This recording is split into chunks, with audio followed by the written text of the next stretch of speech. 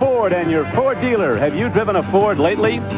By Bud Light, the less filling light beer with the first name and taste. And by AT&T, the more you hear, the better we sound. Good afternoon, everyone. Don Criqui with Bob Crumpy on a beautiful New England day as the Patriots play their home opener in this, their silver anniversary season. The Seattle Seahawks come in a rolling 2-0, led by a free agent quarterback, Dave Craig, a gutty, innovative player. But he leads the team in rushing, Bob. I'm not sure that's what Chuck Knox wants. No. Last week he had 2 touchdowns running the ball. You're right. That's not what the Seattle Seahawks wants. The center. You remember that Jim Zorn used to do this, and it kind of cost him a few years because of a broken ankle. They want Craig throwing it. They want somebody else running it. One of the great backs in the league is out for Seattle. Kurt Warner, as you know. But Franco Harris is in. He knows about winning 4 Super Bowl championship years in Pittsburgh. Did they lose much, though, with the veteran Franco? Oh, yeah. Kurt Warner could go inside, could go outside, could get the tough yardage. Franco Harris has just had 14 game situations, and that was all last week since last December. He's still getting the cobwebs out, but he's got that mystique, and that's what Seattle wants. The Patriots have scored only 1 touchdown in the last 6 quarters.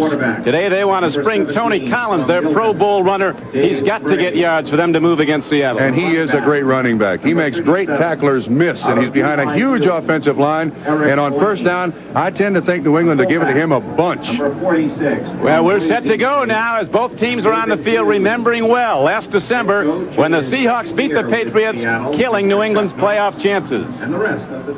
Ron Meyer would like to straighten that out, but he's got problems with his offense, as we commented, Don. He's got to get some people healthy up front and be in the right situation for New England to do all right. What Ron Meyer was telling us is that they have to avoid those second and long yardage situations. He said that the Seattle defense is a good defense first down. Second and third and long, they are a spectacular defense. Good pass rush. They've been very effective. They shut down Fouts last week after he got off to a 10-0 lead with the Chargers. There the deep men now. David Hughes, a power back. Ready to run it back. Cullen Bryant, the veteran who played for Chuck Knox for the LA Rams, is back with him. Tony Franklin's been a good acquisition. The Patriots didn't give up that much to the Eagles, an 8th-round draft choice. If he kicks a lot of points, it goes to a 6th-round draft choice. He's not kicked a field goal yet, but he was very effective in preseason.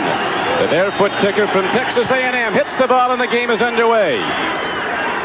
David Hughes takes it across the 20.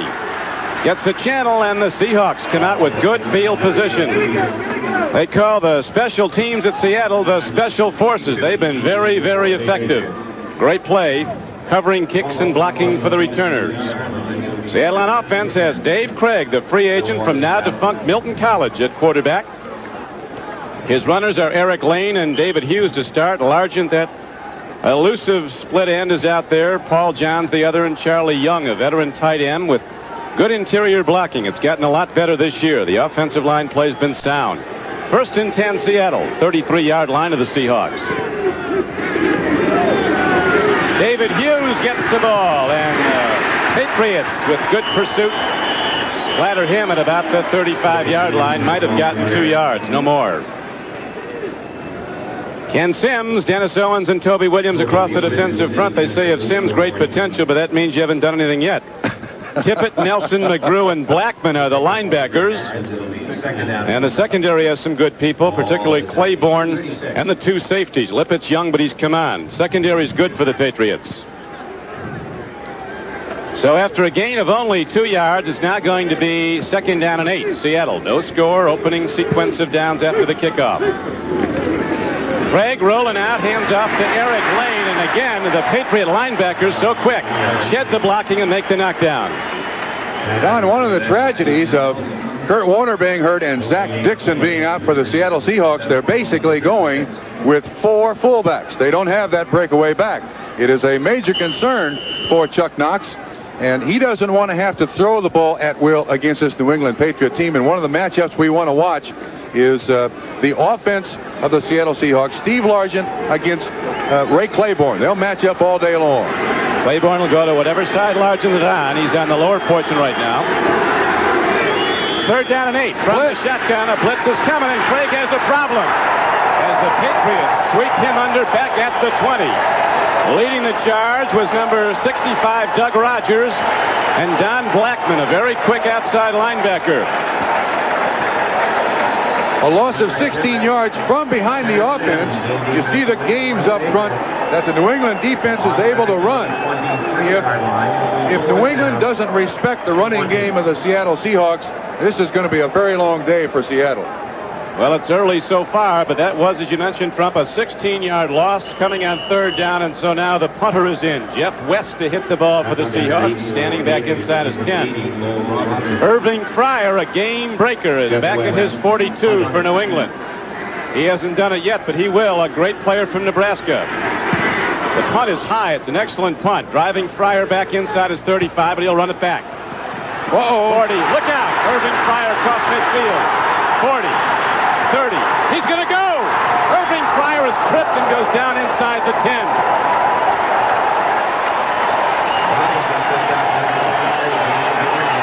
No flags. So the Patriots, who've not scored a touchdown in 6 quarters, look like they're ready to go in now if they can keep this momentum going. Don, how many people who are the first overall pick in the draft start their careers as punt returners and kickoff returners for the New England Patriots? Irving Fryer obviously willing to do anything he can. He's been out with cracked ribs.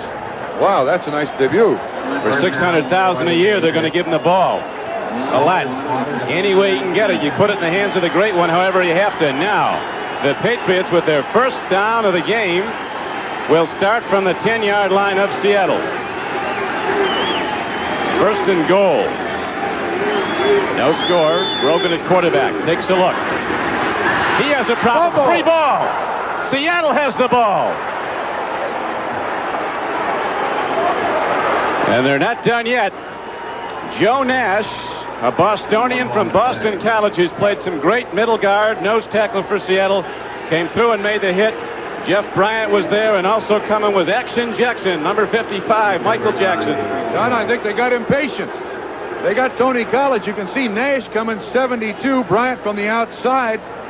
They didn't fool anybody. You got Tony Collins in the backfield.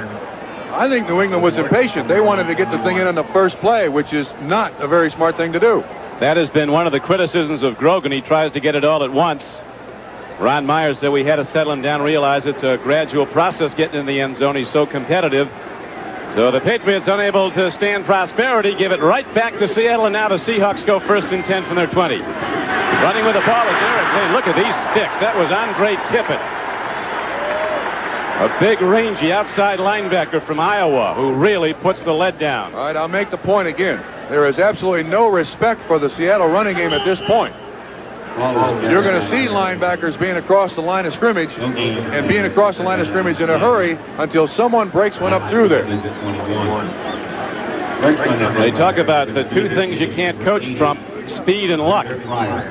Seattle doesn't have a lot of either on the flanks, but they've got a guy that'll get it if he gets open. The Patriots have their speed back on the flanks.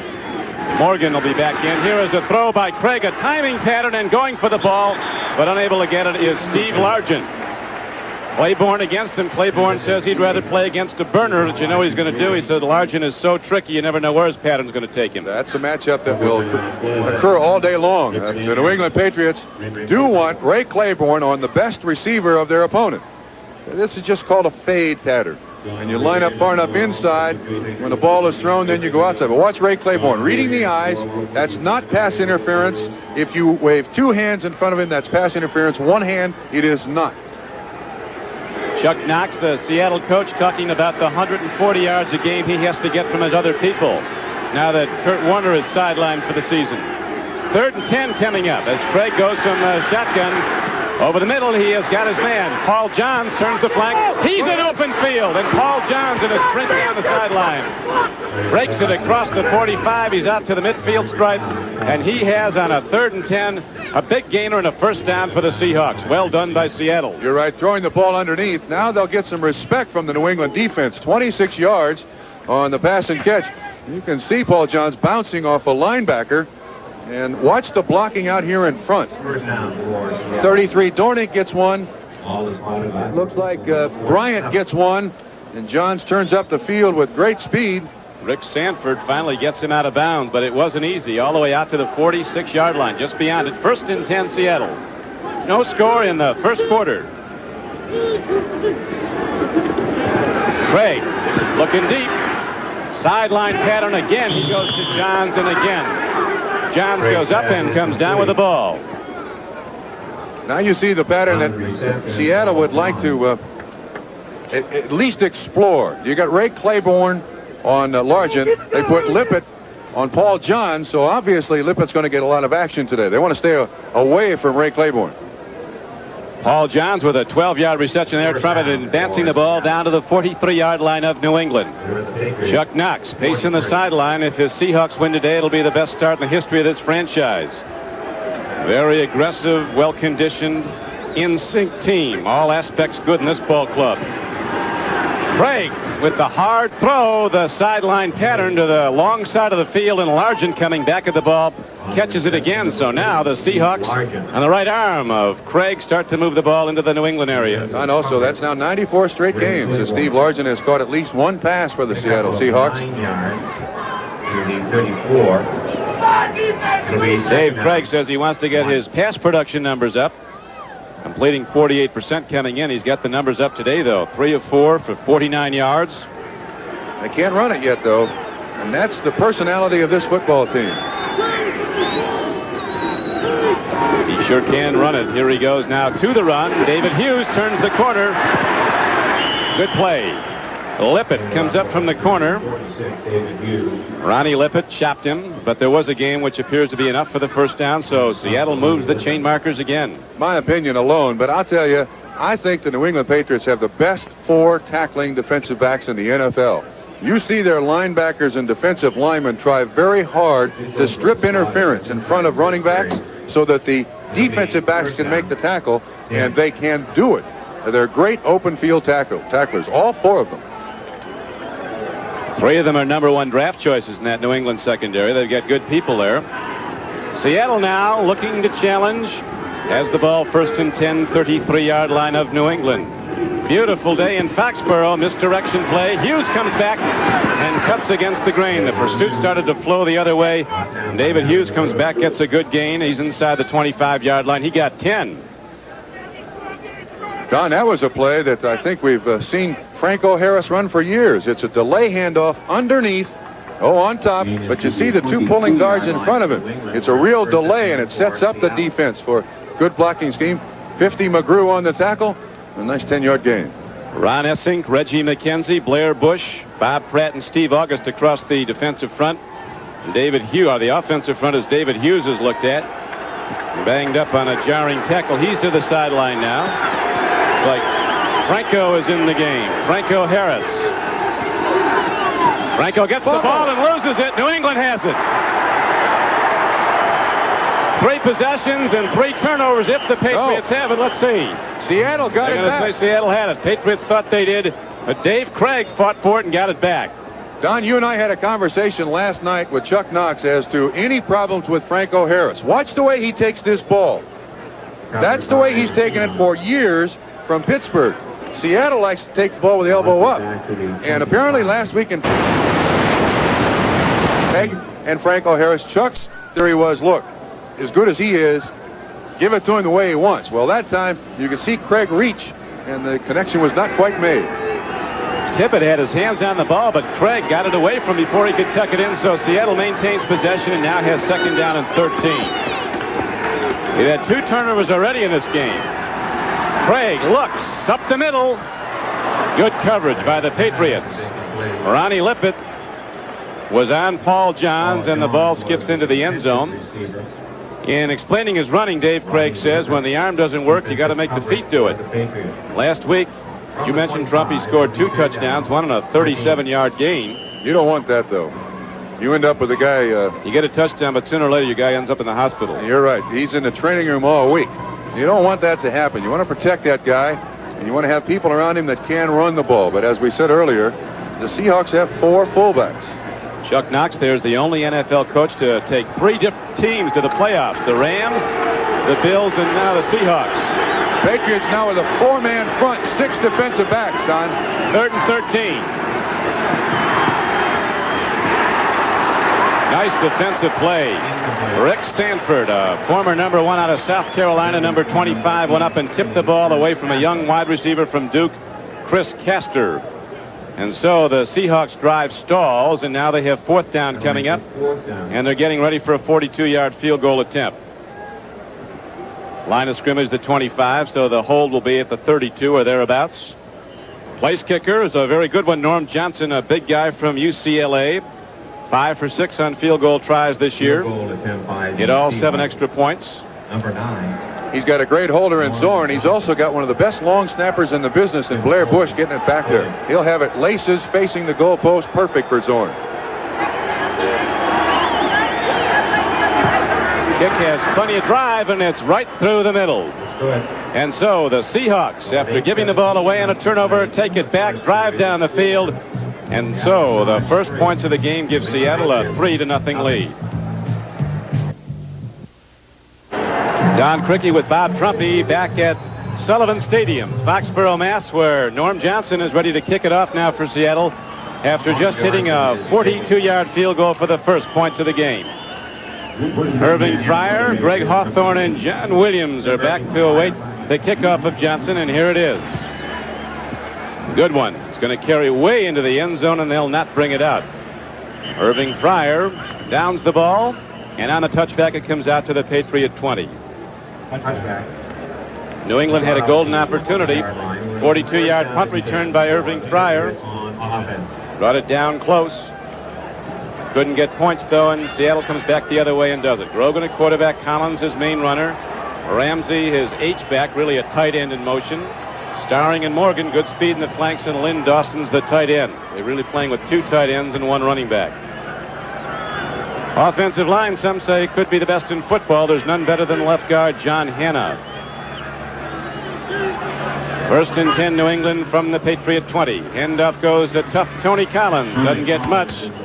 Seahawks say the key to this game defensively is to jam the front, seal off the blocking areas of the offensive front of New England, and make those runners go east and west. Jacob Green and Jeff Bryant on the ends with Joe Nash in the middle. There's 3 men. They're tough. Great pass rushers, all of them. Linebackers very active, also big. Rather unusual today in professional football to find linebackers of that size. And the defensive backs, that's a misnomer. They'll at times play 8. There's only 4 listed there. 2nd down and 7. A hard yard comes ahead, and it's Tony Collins fighting for it as he's hit at the 26 and gets maybe to the 28-yard line. Bruce Schultz knocked him down. Whoop, no huddle. Going right at it. No huddle. Whatever it takes to win. 3rd down and 2.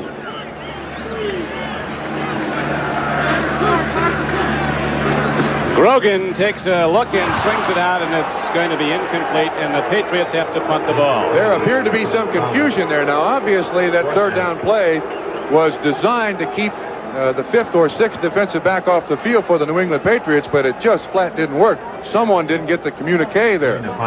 Let's see if Steve Grogan goes to Ron Meyer and wonders what happened. The receiver on that side kind of just floated out there and didn't do anything. And you can see Grogan looking for him, waiting for him to do something. And then the alternate, of course, appears to be a screen.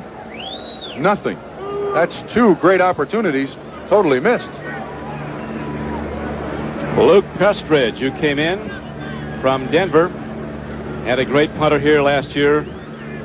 Rich Camarillo out with a knee injury. Here is a long punt downfield.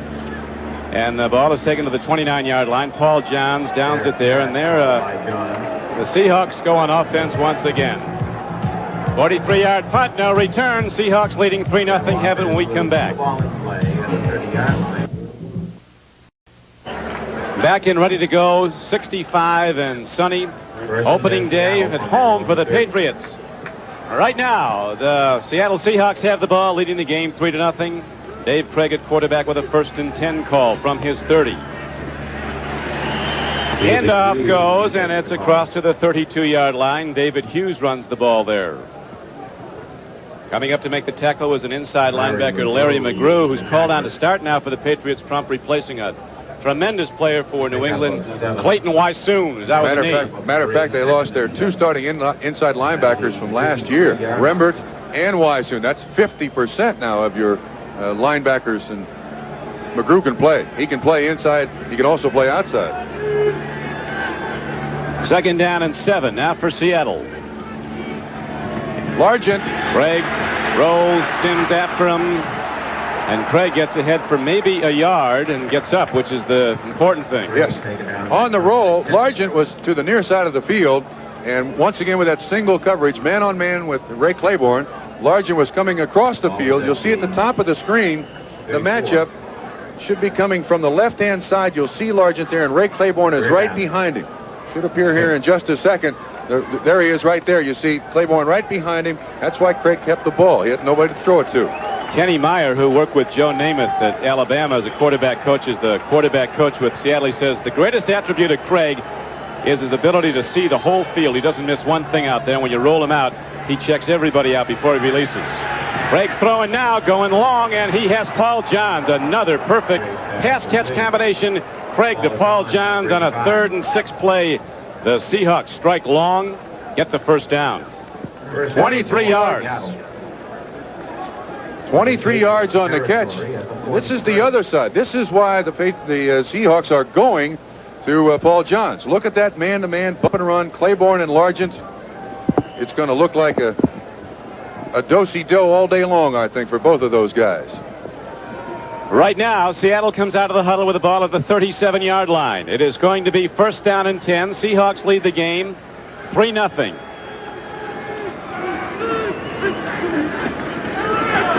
Franco Harris turning upfield, and he gets very little, maybe a yard.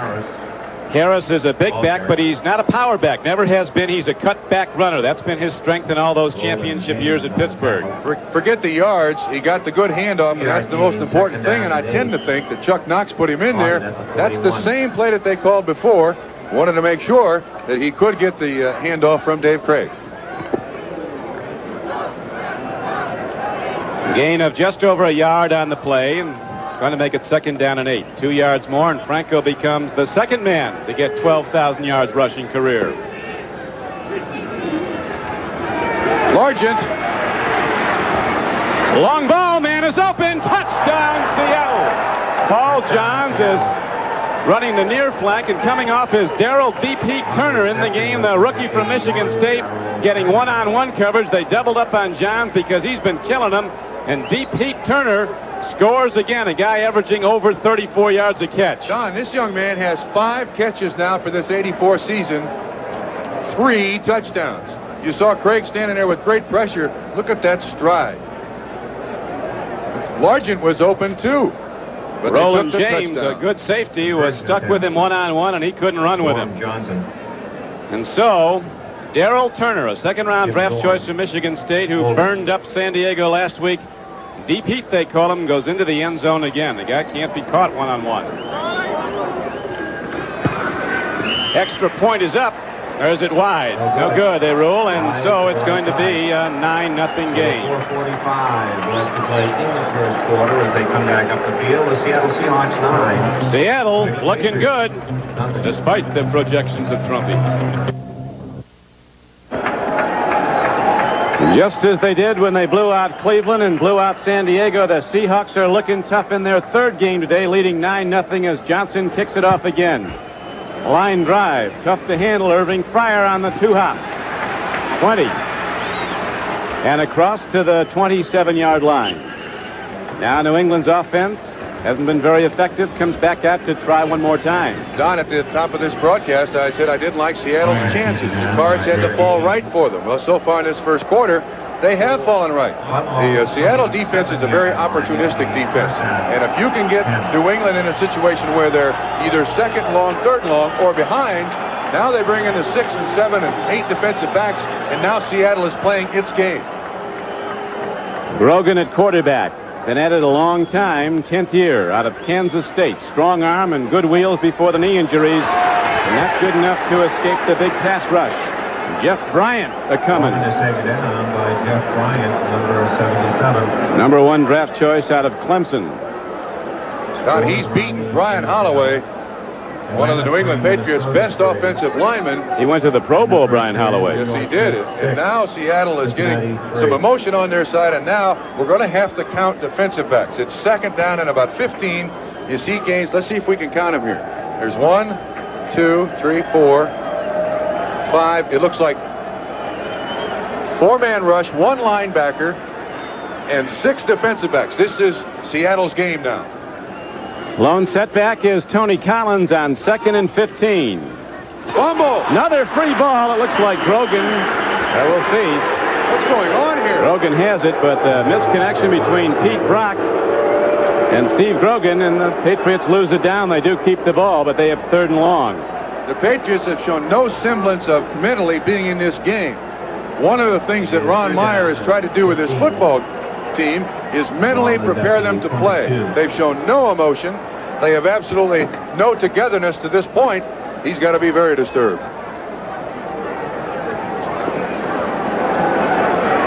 Kansas City, a surprise team with a 2-0 record with a surprise score. Leading their arch rivals, the Raiders, 3-0. The Jets, playing at Giant Stadium, have moved in front of winless Cincinnati, 3-0.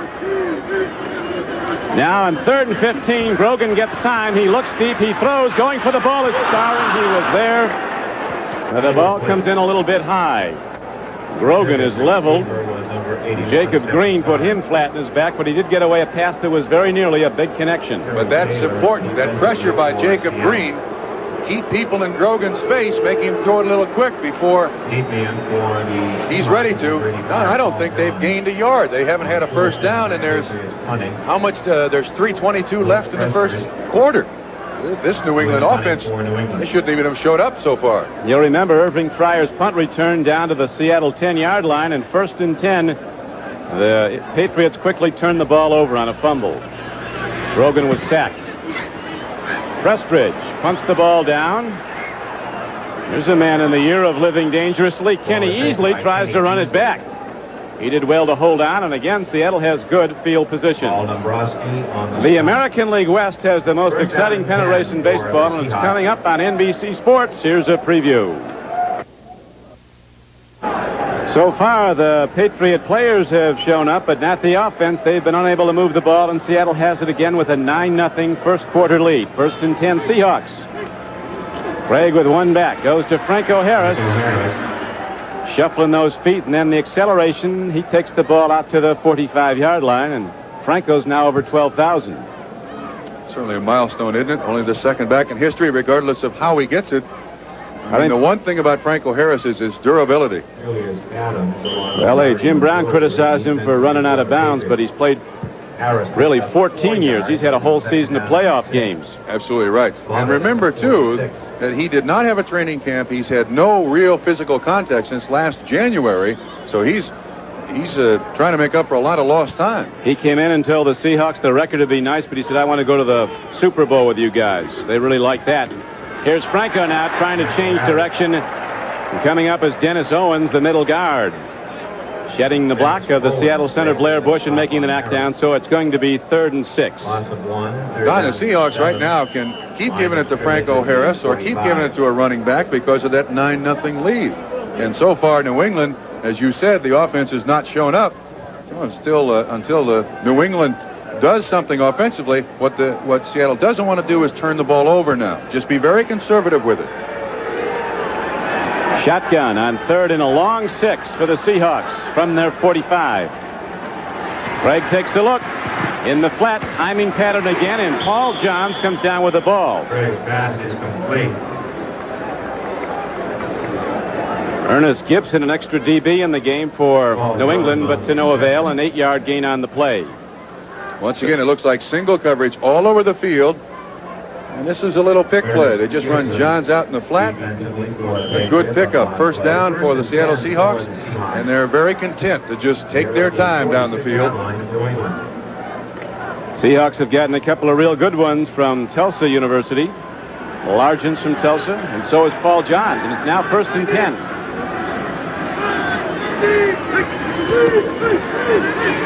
Craig Rowland now dropping back to a screen, and a well-executed play it seemed. Still running with the ball is Mike Tice, a backup tight end. They'll spot it at about the 41. Now, while we have a moment, let's go to NFL 84 in New York. All right, Don, the Meadowlands, the Jets have taken the lead over Cincinnati. Kirk Springs, a 74-yard return after a Jet goal line stand forced the Bengals to kick a field goal. That set up a Pat Leahy field goal, 39 yards. The score now is 6-3. The Jets lead it. Thank you, Bill. And here in Foxborough, it's Seattle 9-0 over New England. Craig throwing the ball very effectively. He's put it up 10 times. He's hit 7 for 123 yards. And a long ball touchdown to the rookie, Darrell Turner. Handoff on 2nd and 2. Patriots throw it back. We'll see where the ball is spotted. They had to get down to the 36-yard line. David Hughes, a big power back, runs the ball hard. They're really running with 5 different backs, although one of them is not playing today. Zach Dixon's out with a knee injury.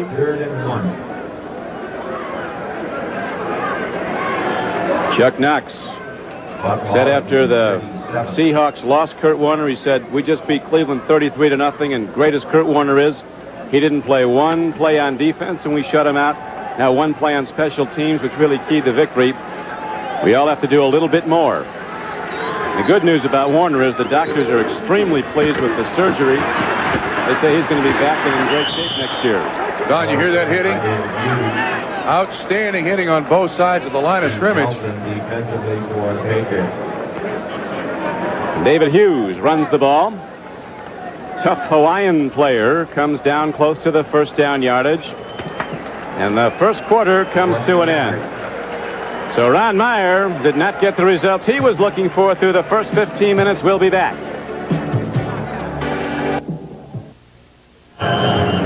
Coach Knox and Coach Myers, so far, Chuck Knox's Seattle Seahawks have been the dominant team, and again, they have good field position, but they have to punt the ball as we open the second quarter. They were inches short. Looked like they got the first down, but the spot was short of the mark. Yeah, they got a very rough spot. Look at that. You wonder why the score?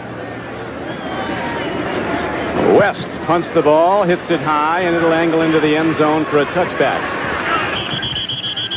Knox often talks about making your opposition go the long field, and the kicking game does that. It has so far today. The Patriots get the ball back, but they'll start out at their 20 with 80 yards to the end zone. So Seattle with a 9-0 lead, and Grogan on the Patriot offense tries again. And Grogan's had a tough day at quarterback for New England. 2 fumbles and 2 sacks. He tries to move the Patriots again. They trail 9-0 now as we're early in the second quarter.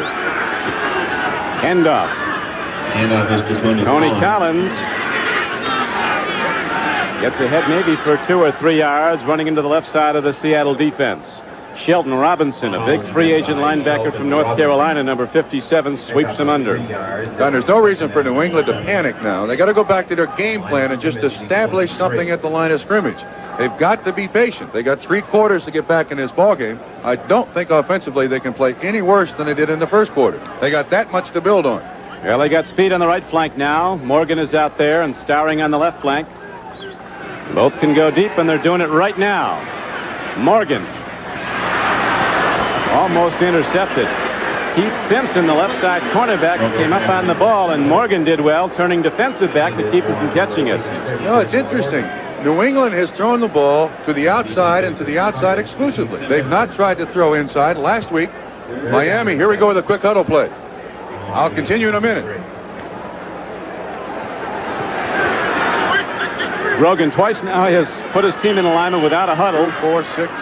3rd and 7. They're trying to get Seattle, keep them from getting those people in the game. They only have 10 men on the field, Don. That's all they needed.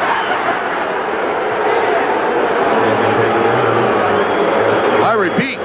That might make it even. Yeah, because of the quick huddle and the quick play at the line of scrimmage, Seattle was trying to get their 5th and 6th defensive backs in. They only had 10 guys on the field, still got a sack. 3rd sack of the day for Seattle. They got nothing.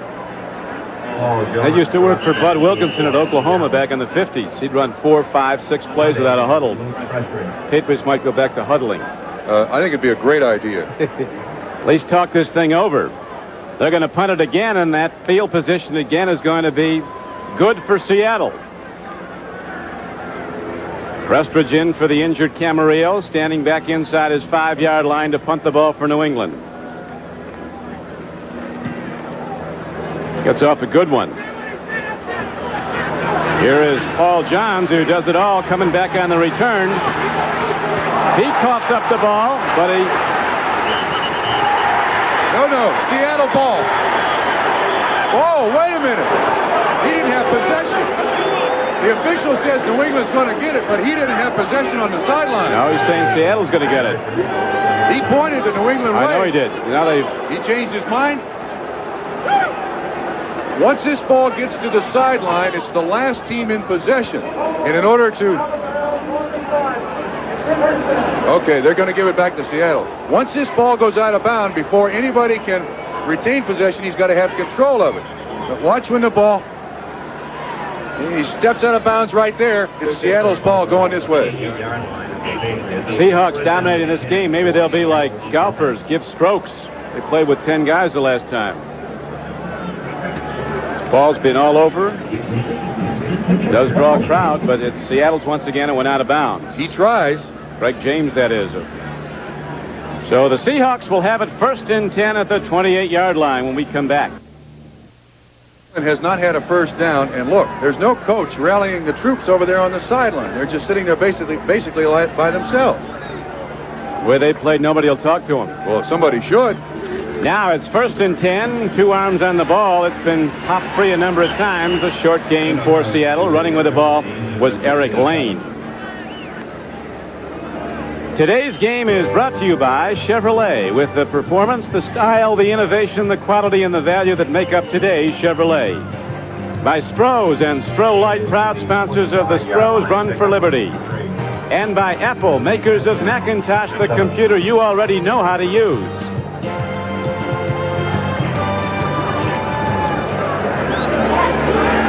We have 12:53 to play in the first half. Seattle has the ball, 2nd down and 8, 25-yard line of New England. Seahawks lead the game 9-0.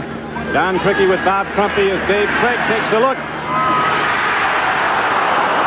Largent almost had it. He lost it, and then Ernest Gibson, 43, almost had it. Something wrong with that pattern. You had Paul Johns and you had Steve Largent within 5 yards of each other. Kansas City still leads the Raiders 3-0 now. This can't be right. I don't know what the design of the play is, but watch out close. Largent 80, and right above him, just outside the 20, is another receiver. But that's the first time we've not seen Ray Claiborne on Steve Largent. As a matter of fact, now extra defensive backs come in for New England on 3rd down and 7. Craig sets up in the shotgun. Looking deep. Here's the rush. He's got a problem. Gets it away. It's going to be intentional grounding. Intentional grounding is an expensive call. You lose the down. That's the call. That's an unusual call. Generally, the quarterback... One of the most expensive in the game. It's a major penalty and a loss of down. Now, the official will say, here's the call. Intentionally grounding the ball. Number 17. Loss of down at the spot of the foul.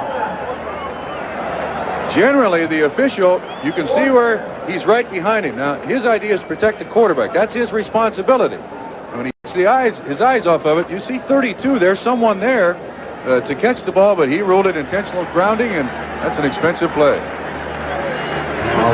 So now the ball's at the 39-yard line of New England. And Irving Cryer standing back, although West should hit it in the end zone. Chicago, we saw them last week, Trump, and they are tough. Oh, killers. They got a defense that puts people right in the emergency room. You got it. They need more than one stretcher when you play the Chicago Bears. West angling his punt. It's a high one. Might be well done, though. That's a good one. It really is well done, as it's down at the 7-yard line. Coming down to grab the ball was Fred Young, a standout rookie special teamer. Marino and Duper lead the Miami Dolphins against the Indianapolis Colts next week. Here's the preview. Chuck Knox, he paid his dues, 10 years an NFL assistant before he got the Rams head job. He's been a winner everywhere he's been. Now in his 12th year as a head coach. As New England goes 1st and 10, Tony Collins comes ahead to the 15, but a penalty marker comes in, often indicating a hold. You know, Don, for years this New England football team has been accused of just not showing up some Sundays. Holding's the call. There's no way to judge there's no way for any coach to judge whether or not his team is going to play with enthusiasm. I talked to Ron Meyer before the game, said he had a decent week of practice, but these guys look like they've been on a bus for a week. Number 88. Saw Ron Meyer Still first down. talking to Chuck Knox before the game. I said you guys ought to slug it out here and save the wear and tear on the players. I can't handle Knox. How big he is. Derek Ramsey called for the hold. He's pushing the guy in the back, got his arms around him. They called him for holding. Oh, the Patriots going the wrong way again. Firing and falling back are the Patriots as they're now back inside their 5 with a 1st and 14 coming up.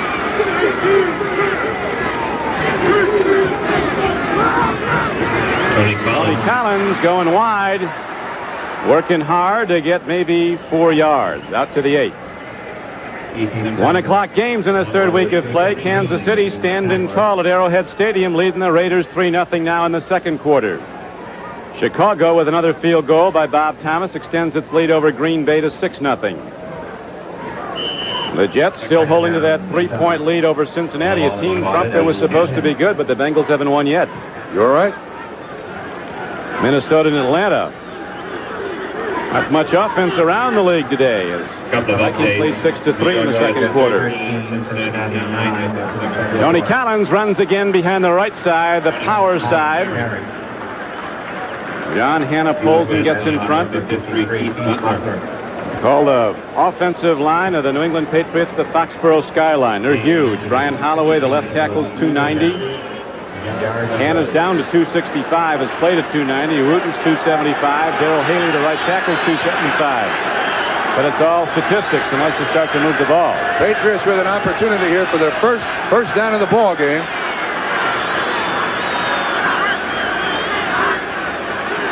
Third down and 1 for Grogan in the offense. Still the one back. Still it's Tony Collins. Go. Big defensive play. Shelton Robinson comes in along with Bruce Schultz, number 58, a Texas linebacker. And again, the Seahawk defense slaps back the Patriots on a 3rd and short. Don, we've jumped on the New England Patriots, but let's give credit to the Seahawks coming into this ball game. Their opponents had converted just 3 of 22 third downs into first down. So this is a team that they're not playing out of character. They are a great team on third down. So now the Patriots have gone through 7 quarters of football with only 1 touchdown. Jets now leading 16-9. Freeman McNeil just went in from 15 yards out after Ken Anderson threw to James Brooks for a Bengal touchdown. Once again, the punt by Prestridge. It doesn't carry far. We'll see what kind of a hop it takes. A good one for New England. It'll end up as a major league punt rolling all the way down to the 29 and 28 yard line. We got a flag. Penalty markers down and a holding call is signaled against New England. That's unbelievable. On a punt? Now see, special teams are generally the indicator of the attitude of your football team. Most of the guys that play on special teams, Don, that's their only responsibility. And if those guys go out there half-heartedly, it shows for the rest of the football team. On the kicking team. Still 4th down. Ed Reynolds, a rookie linebacker from Texas, caught for holding. So a 49-yard punt with, as you saw, no return comes back with 10:29 to play in the first half. Seattle leading the game 9-0. Here's a correction on the Jet score. It's now a 13-9 game. Sorry to have misinformed you, but they've got a long way to go there as we do here. But so far, Trump, we have seen 0 first downs for the Patriots. Not only have they not scored, they haven't gotten a first down. They had a 1st and goal at the 10-yard line early in the game.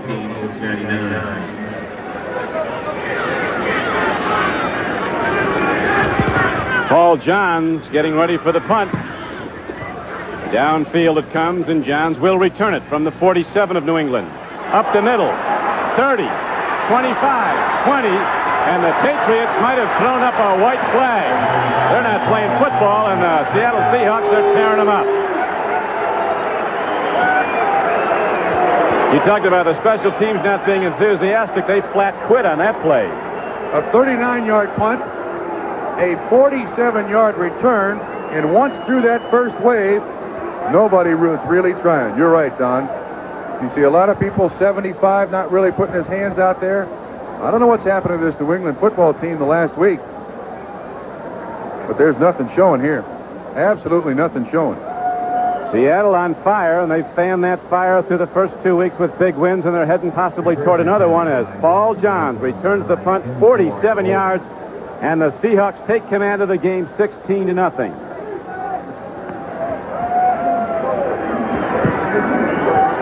Extra point by Norm Johnson is up and good. 16 left to play in the first half here at Sullivan Stadium as they come back up the field. Seattle Seahawks Settle 16. with a 16-0 lead on the good extra point. Paul Johns just ran back a punt 47 yards, and the Seattle Seahawks have opened up a 16-0 lead. Norm Johnson getting a lot of work on kickoff. Irving Fryer getting a lot of work returning him. High spinning kick, and Fryer will take it at the goal line. He can go. Not here, though, as Seattle, with the special teams coverage, the special forces, they like to call it, under Coach Rusty Tillman, fill the lanes and are not taken out of them, and there's nowhere for Irving Fryer to run. But, Don, did you notice that there were 4 guys there to make the tackle on Fryer? Nobody's doing anything for New England. Right now, we remind you that this telecast is presented by authority of the National Football League. It is intended for the private use of our audience. Any rebroadcast or other use of this telecast without the express written consent of the New England Patriots and the National Football League is prohibited. 14. Right now, the Patriots wouldn't want anybody to be seeing it. Craig James in the backfield. First and 10 Patriots. James gets his first call. Working hard, gets some, then is thrown back by Keith Butler, who led the charge. Now the 7th year from Memphis State. Well, you're down 16-0 with 9:50 to go in the second quarter. Very unimaginative call, wouldn't you think? Boy, there have been big plays on the other side, though. 47-yard punt return. Before that, we saw a 41-yard pass play. Darrell Turner in the end zone. As Bud Grant said about man-to-man coverage, at least when there's a breakdown, you know who to blame. That's true. Seattle now with 2. Takes me a while to count them. 4, 6 defensive backs, 1 linebacker, and a 4-man rush. 2nd and 6 for Grogan and the Patriots. Intercepted. This will go in. Kenny Easley. Touchdown.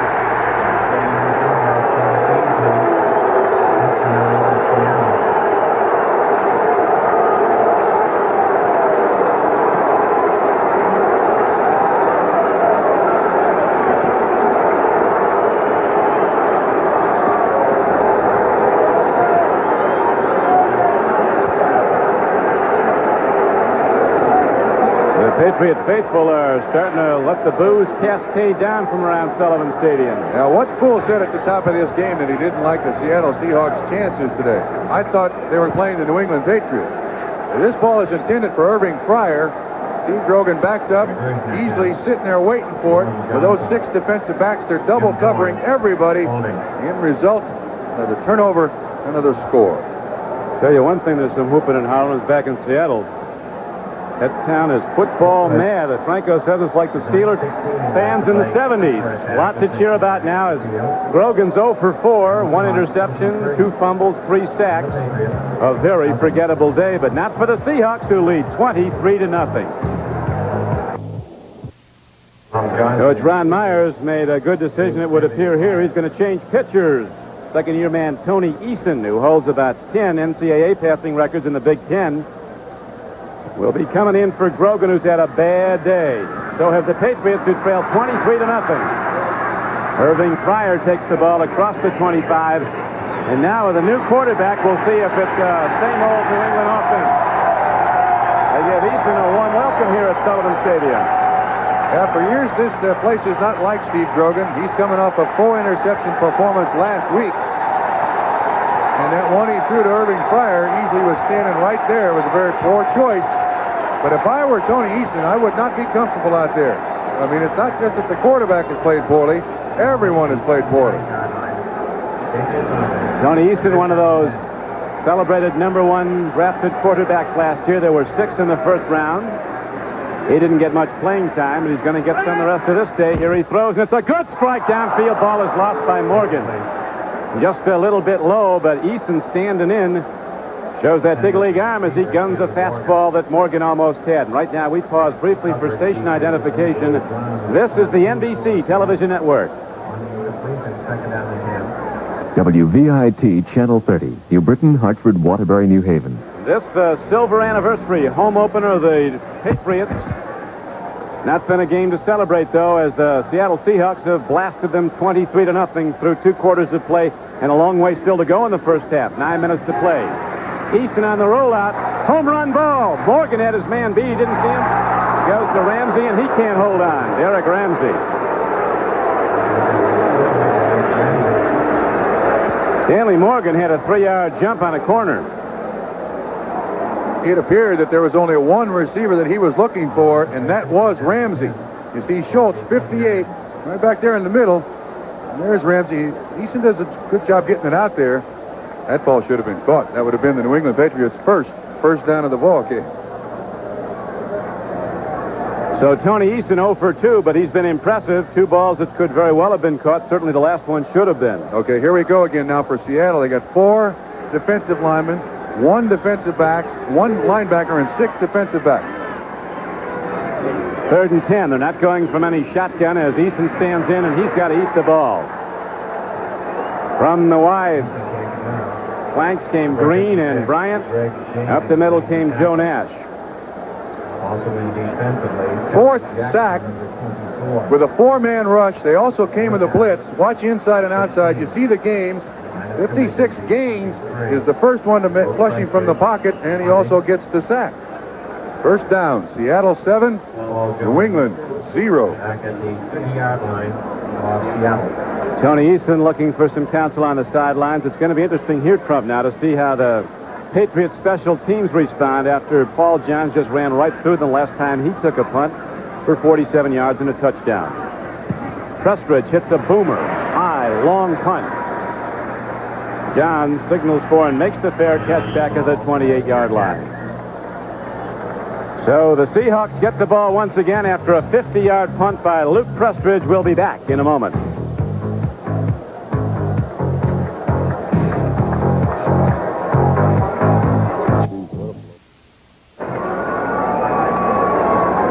It's a perfect day in Foxborough, but it's no day at the beach for these Patriots.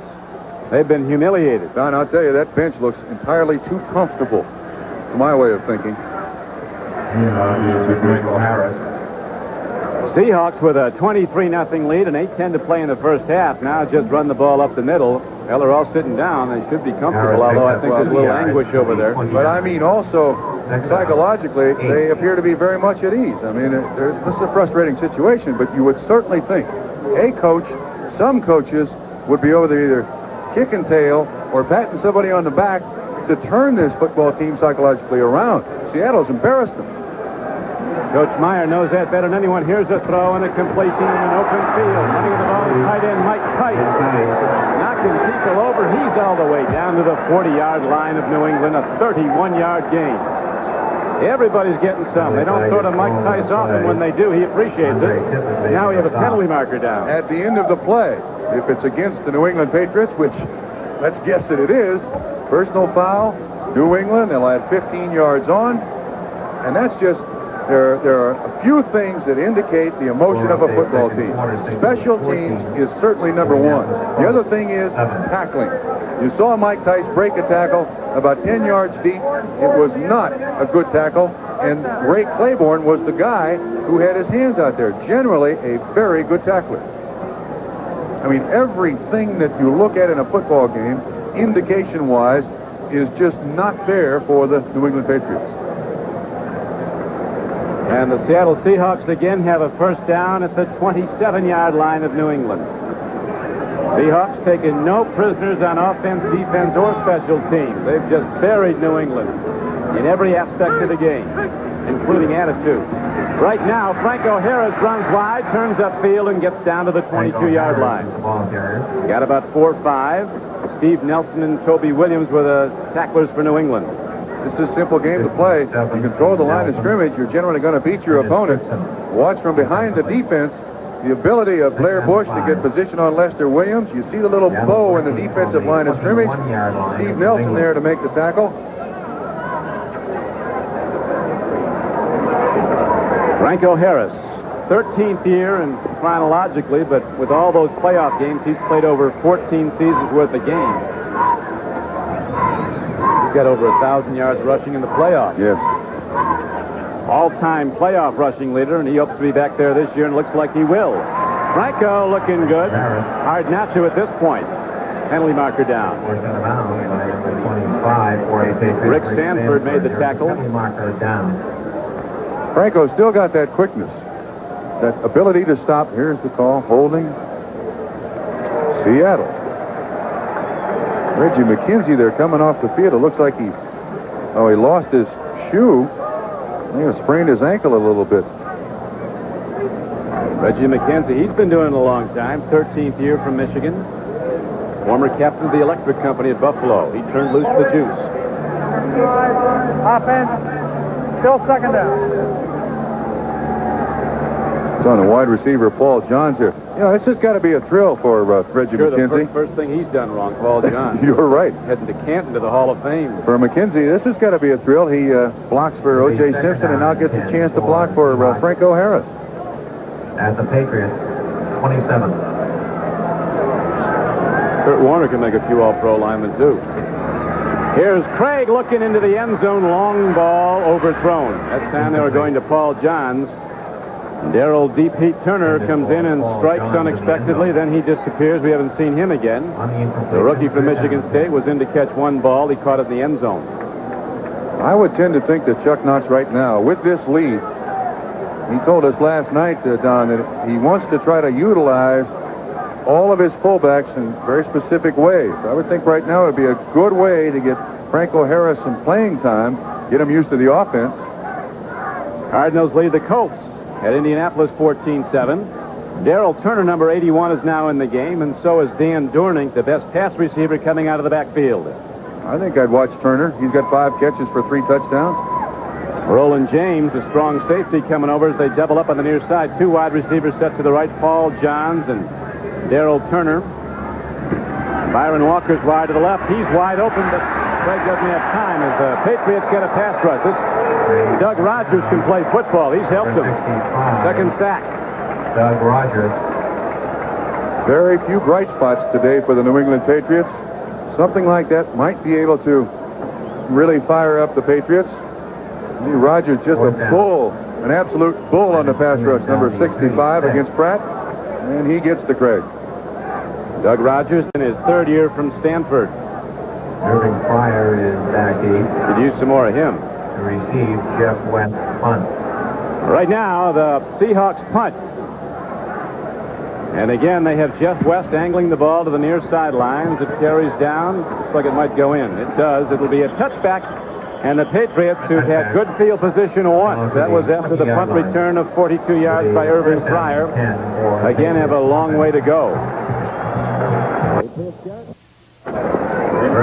Wanted. There it is. A little work on the scoring spelling, but you get the idea. 1st and 10 for Tony Eason, who's come in now to quarterback the team. He goes to Craig James, looks for a hole, and Seattle with a quick, aggressive defense doesn't give much. The initial blocks seem to be good by the Patriot offensive front. Then the Seahawks fill quickly with Keith Butler hitting him head on. Gain on the play out to where they spotted 24-yard line. It was a gain of 4 yards. You know, Don, this New England football team is now in its 8th quarter, and they've only scored 1 touchdown. They're really struggling. 6-6, Atlanta, Minnesota, an all-field goal game. Easton pitches back again to Craig James, and again there is good defense applied by the Seattle Seahawks. Coming up quickly was the free safety John Harris, number 44. Last year, this New England running game was outstanding, absolutely outstanding. For some reason, the New England Patriots went away from the 2-back offense went to the one-back offense with the motion tight end, and through the first 2.5 games of this season, it simply has not worked. And Ron Meyer says it's their offense. Sure hasn't worked. It's been a long time since they've been in the end zone, these Patriots. Now they go back to the run on 3rd down, and they don't get there. Pryor was running a fly pattern down the field with a man in pursuit, but Easton's play was a called run all the way, and it didn't get there. So on 3rd down, 4th down, and 3, once again, Luke Prestridge comes out to punt the ball. I don't know which way to look at it. Is Seattle this good, or is New England this bad? The Rocket offense, 1, 2, 3 Kick, yes. Lawrence Welk. A 1 and a 2 and a 3. Bob Hope said the other day that he and Lawrence Welk play golf together, then they hold hands afterwards and try to contact the living. Well, somebody ought to contact the living down there on the New England bench. Can't find many. Knuckleball punt. High hop, they're going to let it roll, and takes a good roll. Here's another penalty marker coming in. What would a punt in this game be without one of those? 54-yard punt, but it could come back. Bob McElwee, the referee, with 3 minutes and 59 seconds left to play. Illegal push in the back by the turning team.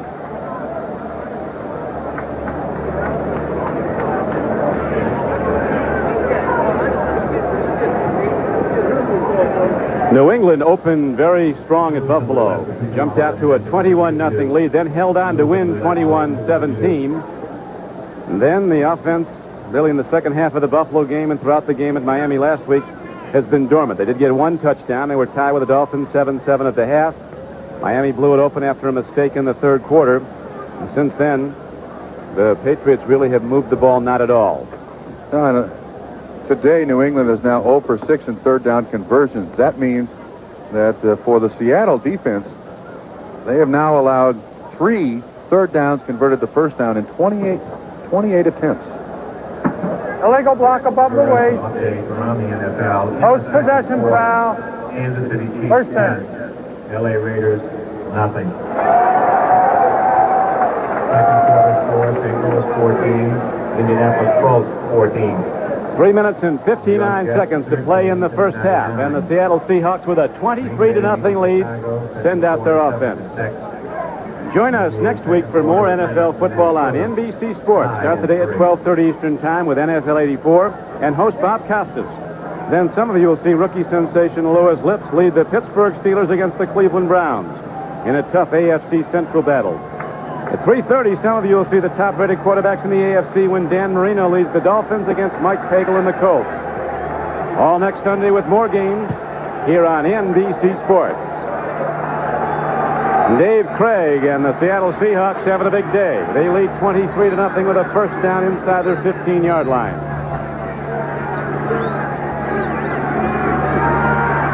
Franco Harris going wide.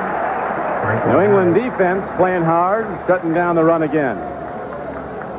Don Blackman, 55, and Roland James on the tackle for the Patriots. Franco with that stutter step to the left. To the right, comes back to the left. Lester Williams, 72, was in there to kind of disrupt things. That's an excellent tackle from the corner position, but they haven't made many. When we talked with Chuck Knox last night, we asked him, is Franco adapting to the Seahawk offense? He says, we're adapting to his. We put in some Steeler plays. Yes.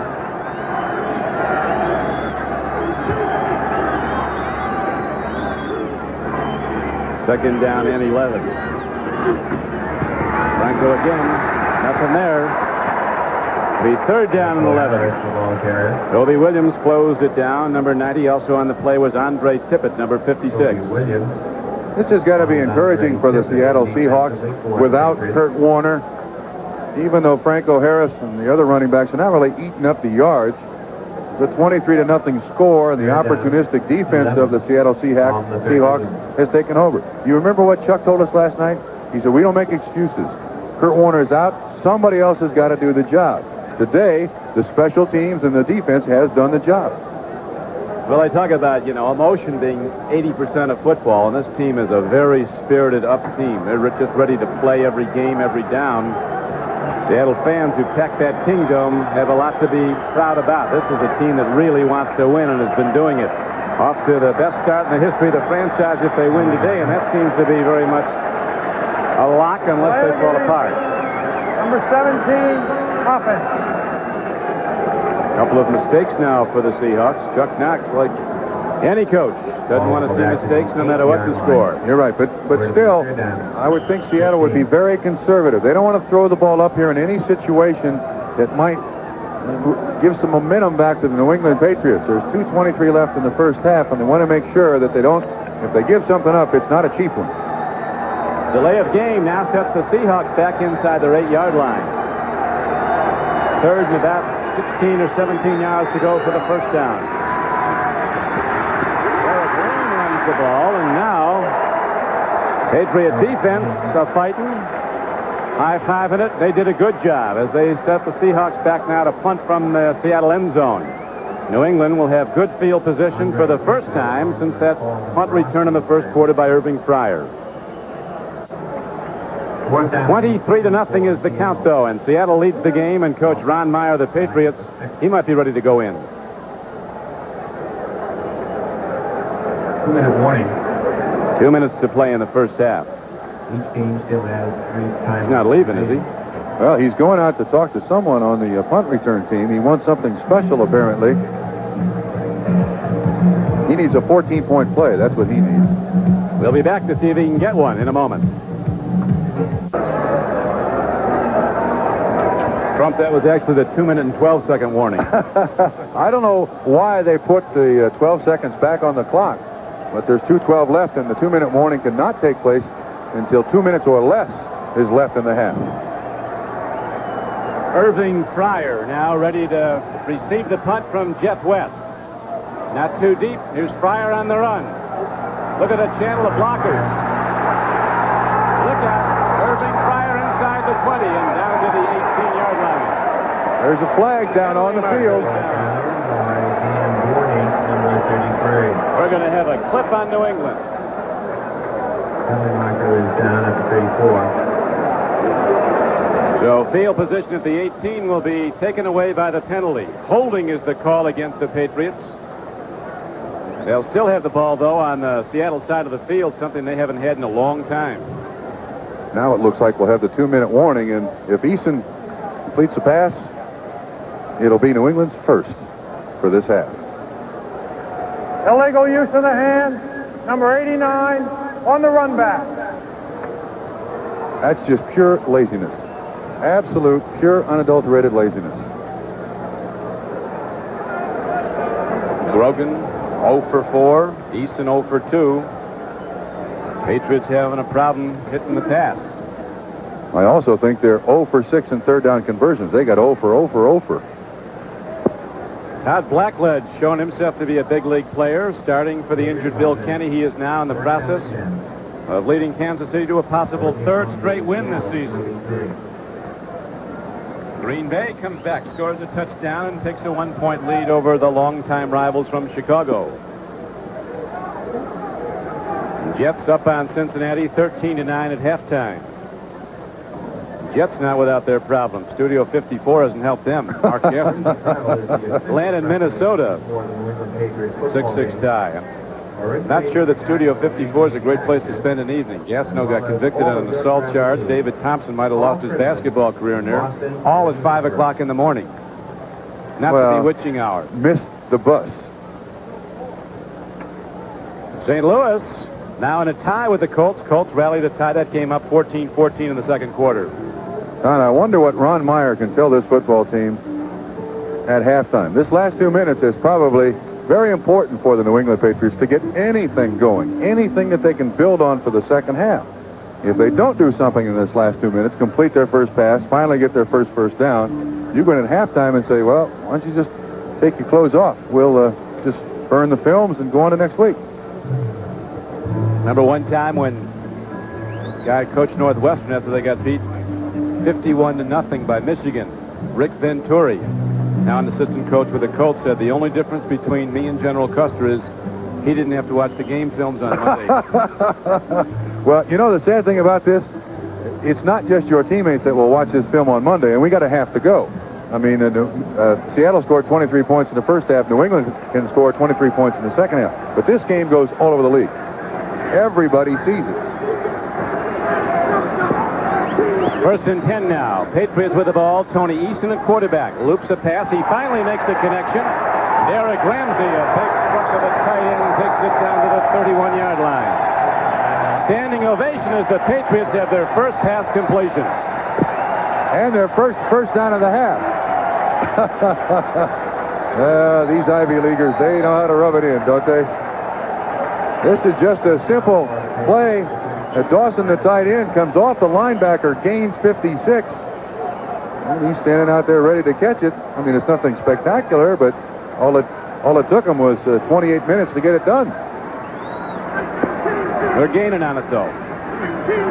First and 10 of the 32. Pitch back. Tony Collins looks for a hole, finds one, and Collins rockets down inside the 25-yard line as the Patriot blockers open up the defensive front of Seattle. And Tony Collins takes it ahead for about 8 yards. And here they go into that offense without a huddle. 2-minute offense. Joe Nash on the tackle. He had to get 100 tickets for friends. He's from the Boston area. He's basically playing this game for free. Bob and Ahmad, Bill and Axe, they'll all be standing by. NFL 84 in New York as they update the scores and the stories of this third week of play. The story here in Foxborough has not been a happy one for the Patriots on home opening day, 1984, as the Seattle Seahawks off and rolling even without the great Kurt Warner with a 23-0 lead. As the calendar indicates, fall is almost upon us, but the boys of summer still have some unfinished business. Don't miss the absolute best in baseball. The 1984 World Series, the championship of baseball, begins October 9th here on NBC Sports. An interesting point there. Inside the 2-minute warning, any injury is charged to the team for which the injured player comes out. Kenny Easley, the free safety of the Seattle Seahawks, limped off the field, so therefore the Seahawks charged with the timeout. Now, they have 2 left, and New England has 2.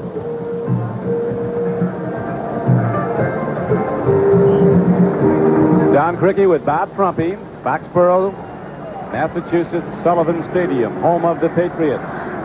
Today it's been the home court of the Seattle Seahawks. Now, 2nd down and 2 for New England. Shutout so far late in the first half. Good throw. Hard throw in the flank. Little high for Stephen Starring. Seattle doing a great job of covering those receivers. They've not thrown in Stanley Morgan's direction at all.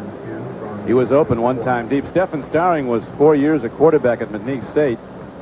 Said one thing he learned, knows what it's like to be back there looking downfield. He said he never comes back to the huddle and tells the quarterback, hey, I was open. Yeah. You know, he went to McNeese State because they kept him at quarterback. He had offers from bigger schools, but they wanted him to be a wide receiver, defensive back, but he wanted to be a college quarterback.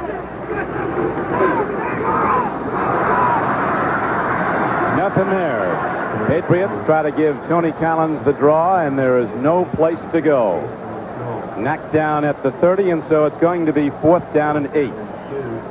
The Patriots, with 1:18 and the clock running in the first half, go from scrimmage for the first down. Eason takes a look. He gets time. He fires the ball, and he gets the first down at the 14-yard line. Stephen Starring coming back at the ball, number 81. New England now challenging with the clock down to 58. You see it ticking down. That's the second quarter clock. Plenty of time. In the flat, another strike. Drop ball. Morgan drops the ball. Eason's come in, has had 3 drop balls. Dave Brown on the coverage there with Stanley Morgan. He had a severely pulled hamstring, and they're still not 100%. Watch this. Lets the ball get into his pads. You asked me before the game, how do you properly catch the ball? You catch it with your hands as far out in front of you as you possibly can. Then you bring it in. You can absorb the hit. Stanley tried to get it right at his body, at the pads, and it bounced right off. We'll see if Easton goes back to him now. 2nd down and 10 from the 15-yard line. Blitz. Did a good job. Hey, that's a receiver he threw it at. That's going to be a tough call if that's intentional grounding. I think that's what they're going to call. Morgan was right in the area where he threw it. They might reconsider that when they get together. They're going to call intentional grounding on Tony Eason of the Patriots, so there's lost it down. I think the referee threw the flag Grounding the football against the quarterback. Loss of down. for the way in which he threw the football, Don. If we watch this very closely, you'll see he's going down. Maybe the best choice would have been in the grass, but watch the way he throws the football. At that moment, he could have said Eason was in the grass right there, but you can see he's just dumping it off. I think the official is right. He intentionally grounded the ball, but he did it legally. Yeah, but I think the official is correct. There was a receiver near it. Quarterback 10 yards from the previous spot. Loss of down. Okay. All the great ones were masters at it. United. Sure. But once again, the official, I think, should have called him in the grass. You see Jacob Green coming there? That's in the grass. Then you got no question. It's a sack and you let go there. But maybe he's saying it's the manner in which he threw it. And he threw it way behind Stanley Morgan. Nevertheless, lost it down 10 yards. And the ball is out to the 25-yard line of Seattle. Third down and 20. The long ball coming up as Fryer goes in motion. Running over the middle, Irving Fryer. Eason looks at him. He's going to run the ball. Tony Eason. 5, 10, and he's going in. And finally, the Patriots have something to cheer about.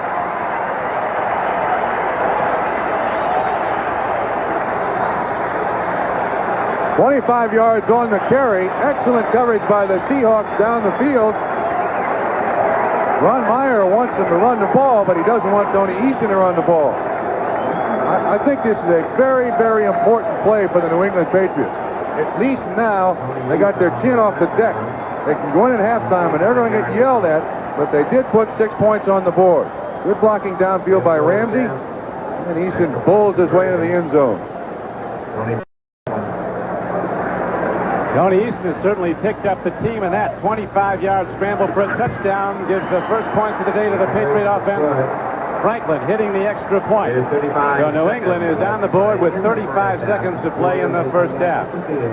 2 quarters of football left, plus 35 seconds in the second quarter. I saw a game here last year, Trump, where the San Diego Chargers came out. I never saw an offense like it. They ran 10 different plays, the first 10 plays from scrimmage. Every one gained about 15 yards. They were blowing New England out. All of a sudden, the Patriots scored, and the whole game turned. And New England went out and ended up beating San Diego that day, 37-21. They blew them out. Well, we're not looking for that, but it might be a ball game. There's no question that, let's put it this way, New England needs to load the bases and make sure their power hitter is at the plate. They got to get him and get him in a hurry. One thing I think you may see next week, regardless of the outcome of this one, is Tony Eason quarterbacking the Patriots. They've certainly been a better-looking offense with him in there. Except they really haven't done that much. I mean, he's 1 of 4. That's it. How about the drops, though? He's thrown the ball well. You can't blame that on the quarterback, though, can you? I mean, they're not getting... This is a very, very big offensive line of the New England Patriots. It's known for that finishing the blocks. Getting Collins that 2 or 3 yards upfield so then he can cut left and right to gain more yards. They're not getting it. Tony Eason congratulated on the sidelines as they have that oblong spheroid ready to boom downfield, ready to hit it, is Tony Franklin. He was a first-team All-American at Texas A&M, had a running verbal battle with Dick Vermeil when he was with the Eagles. Vermeil didn't like his attitude, but he helped kick him into a Super Bowl. I'm going to make him kick it again. 35 seconds to play in the first half. Question for you, Coach. Why wouldn't you try an onside kick here? I mean, what's it going to do for you? Give it a try. Well, the way New England's luck is going, first of all, you're not going to get the ball. And Seattle's going to have it at year 40. Okay, but you make a lot of your own Then breaks. they're going to kick another field goal. I don't know about that. That'll take a long... I'm not sure that Seattle would take a chance and put the ball up. I'd try an onside kick here just to try to give my team as much emotion and momentum as I possibly could. He didn't hear you. Downfield, a free ball. David Hughes picks it up. Penalty markers come in as David Hughes goes down at the 24-yard line. You see one of the problems that New England has. They have a fullback back there receiving kickoffs. Most of the on the side. And they got a fullback back there that doesn't fumble. That's what they have. True. Illegal block above the waist. Number 21 on the return team. Jim Zorn on the sidelines. Well, it's got to be a good feeling for a coach to have a person of that quality backing up. He had a great summer, lost his starting job, never a word of complaint. If he gets another chance, you know he's going to keep that offense going. You're right. And, of course, Seattle tried very hard to sign Warren Moon. I think Jim Zorn realized that if Moon signs, he's gone. He really had to change his mind about playing for Seattle. Seattle ready to run out the clock as Craig goes down, take their winnings to the locker room. A 23-7 halftime lead as the clock ticks down, 22 seconds and running. Chuck Knox, I tell you, he celebrates nothing until the final gun. You're right. He's been around too long. Big question now is, who shows up in the second half in those red uniforms? We don't know. That'll be the end of the first half. Well, it certainly got better when Eason came in. We'll see if the Patriots maintain some momentum when the second half starts. But right now, with a 23-7 number on the board and the Seahawks in the lead, we're going to be going very shortly to NFL 84. Score at the end of the first half, the Seattle Seahawks 23, the New England Patriots 7.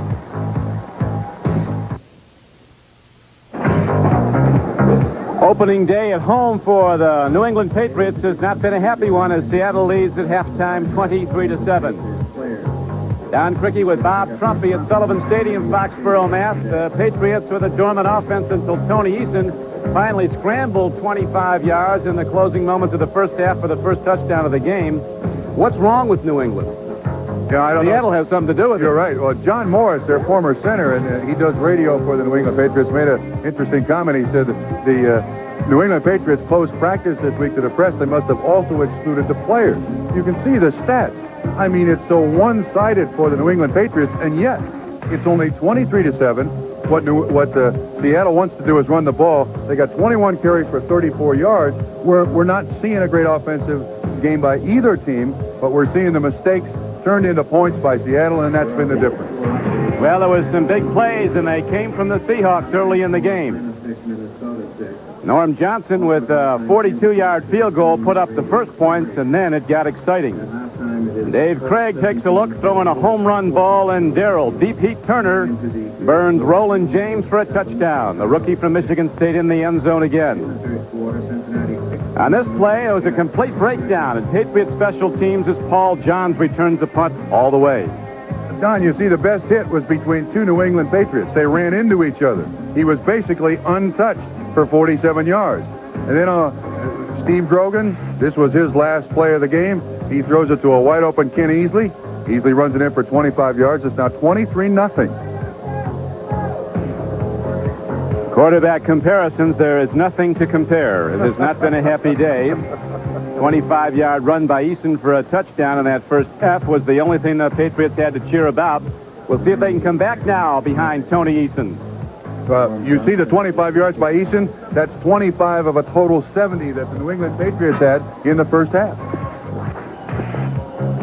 On the goal line for the Patriots, Irving Fryer.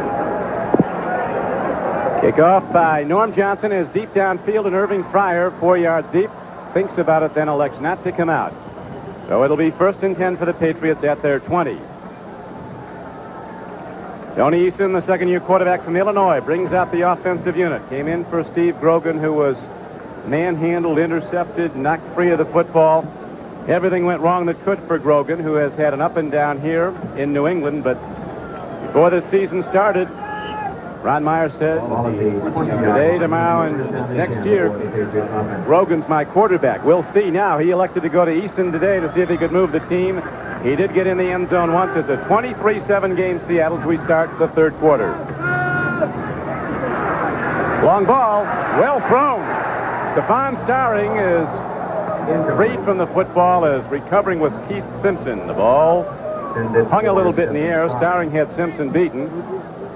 Well, that helps the psyche of the New England Patriots, but the bad news is it's now 2nd and 10. And you would think that instead of going for the bomb, being down 23-7, to try to set something up for the second half, you try to hit something intermediate. to at least give some stimulus to the offense. This is, if you complete 30% of these, that's good. But you start the second half with something that 7 out of 10 times you're not going to complete? I don't know, Don. We'll see what he goes to now. Pitch back on second down. Tony Collins runs. Neither team has given up any runs to the yardage. I saw Mike McCormick, recently elected to the Hall of Fame, the president of the Seahawks, said you had some first half. He said, we didn't run the ball worth a doodad. He said, 21 carries, 34 yards. That's not what we wanted. Yeah, there's no question that the New England Patriots have given a great big assist to the Seattle Seahawks today. Collins has gotten just 36 yards on 10 carries, and he came into the game as the AFC's leading rusher. Ground yards have been tough to come by. Early in the third quarter, 3rd down and 7 coming up for Tony Eason with 3 wideouts, 2 deployed right, 1 to the left. He looks, he throws a strike and a first down. Irving Fryer coming across the middle, angling in. That's the play he loves. And if you don't catch him, it's off. You're right. That was well thrown by Eason. Now, obviously, the picture is going to show the ball thrown low and into the ground, but that's what you want to do. It's just a little slant, easily 45 on the inside. You throw it right into his body. And the New England Patriots start the second half with a 3rd down converted to a first down. That's a step in the right direction. Big play. A 3rd down conversion is a very big one for New England. They really had tough luck in the first half trying to connect against this Seattle defense. First down, Collins turns the corner. Thrown down hard out of bounds. There'll be a personal foul on that. So the Patriots will get some more yards.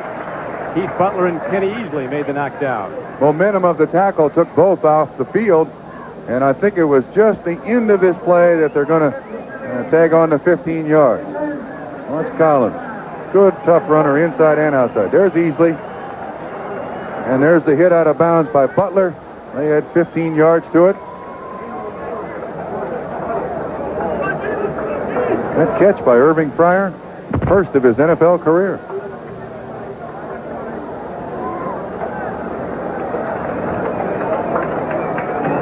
Won't be the last, though. You're going to be hearing from him.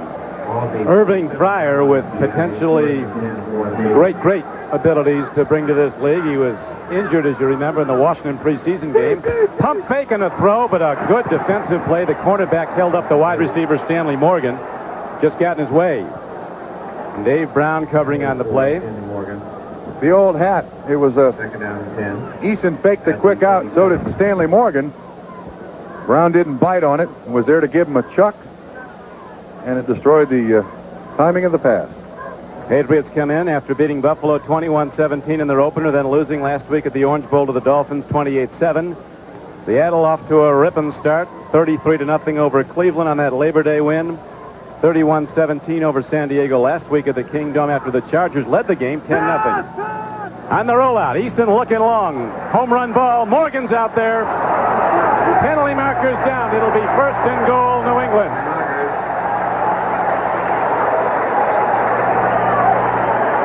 Kenny Easley intercepted the ball, but that was after Stanley Morgan was pushed. If the Patriots take it in now and they'll be at point-blank range, all of a sudden it's a ball game again. You're absolutely right. You said you've seen turnarounds here. Now watch once again. You'll see the pump right at the end of it, and I see what the Patriots are going to do this second half. They're going to forget trying to gain yards, just go for penalties. Their 2 biggest plays have been this one and the previous penalty on Butler out of bounds. Well, stranger things have happened. Coach Meyer, he's been through all this before. Big league career at the Harvard of the Desert, Nevada, Las Vegas. Also at SMU. A lot of winners, and now here at New England, he watches his Patriots struggling to come back. Interference call, and Morgan, the call against the defender from Seattle, gives the Patriots 1st and goal. Mosey Tatupu, a hard-running Hawaiian, cracks straight ahead. He's the favorite of the crowd here in New England. Takes the ball down to the 2-yard line. Shelton Robinson knocked him down, and Robinson appears to be shaken up. Got an official's timeout. Jacob Green, Joe Nash, and Jeff Bryant across the defensive front as Shelton Robinson goes out.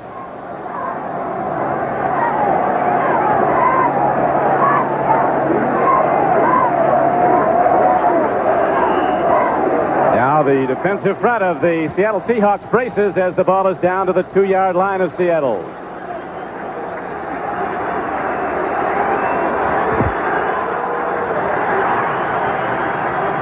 Second down and goal, New England.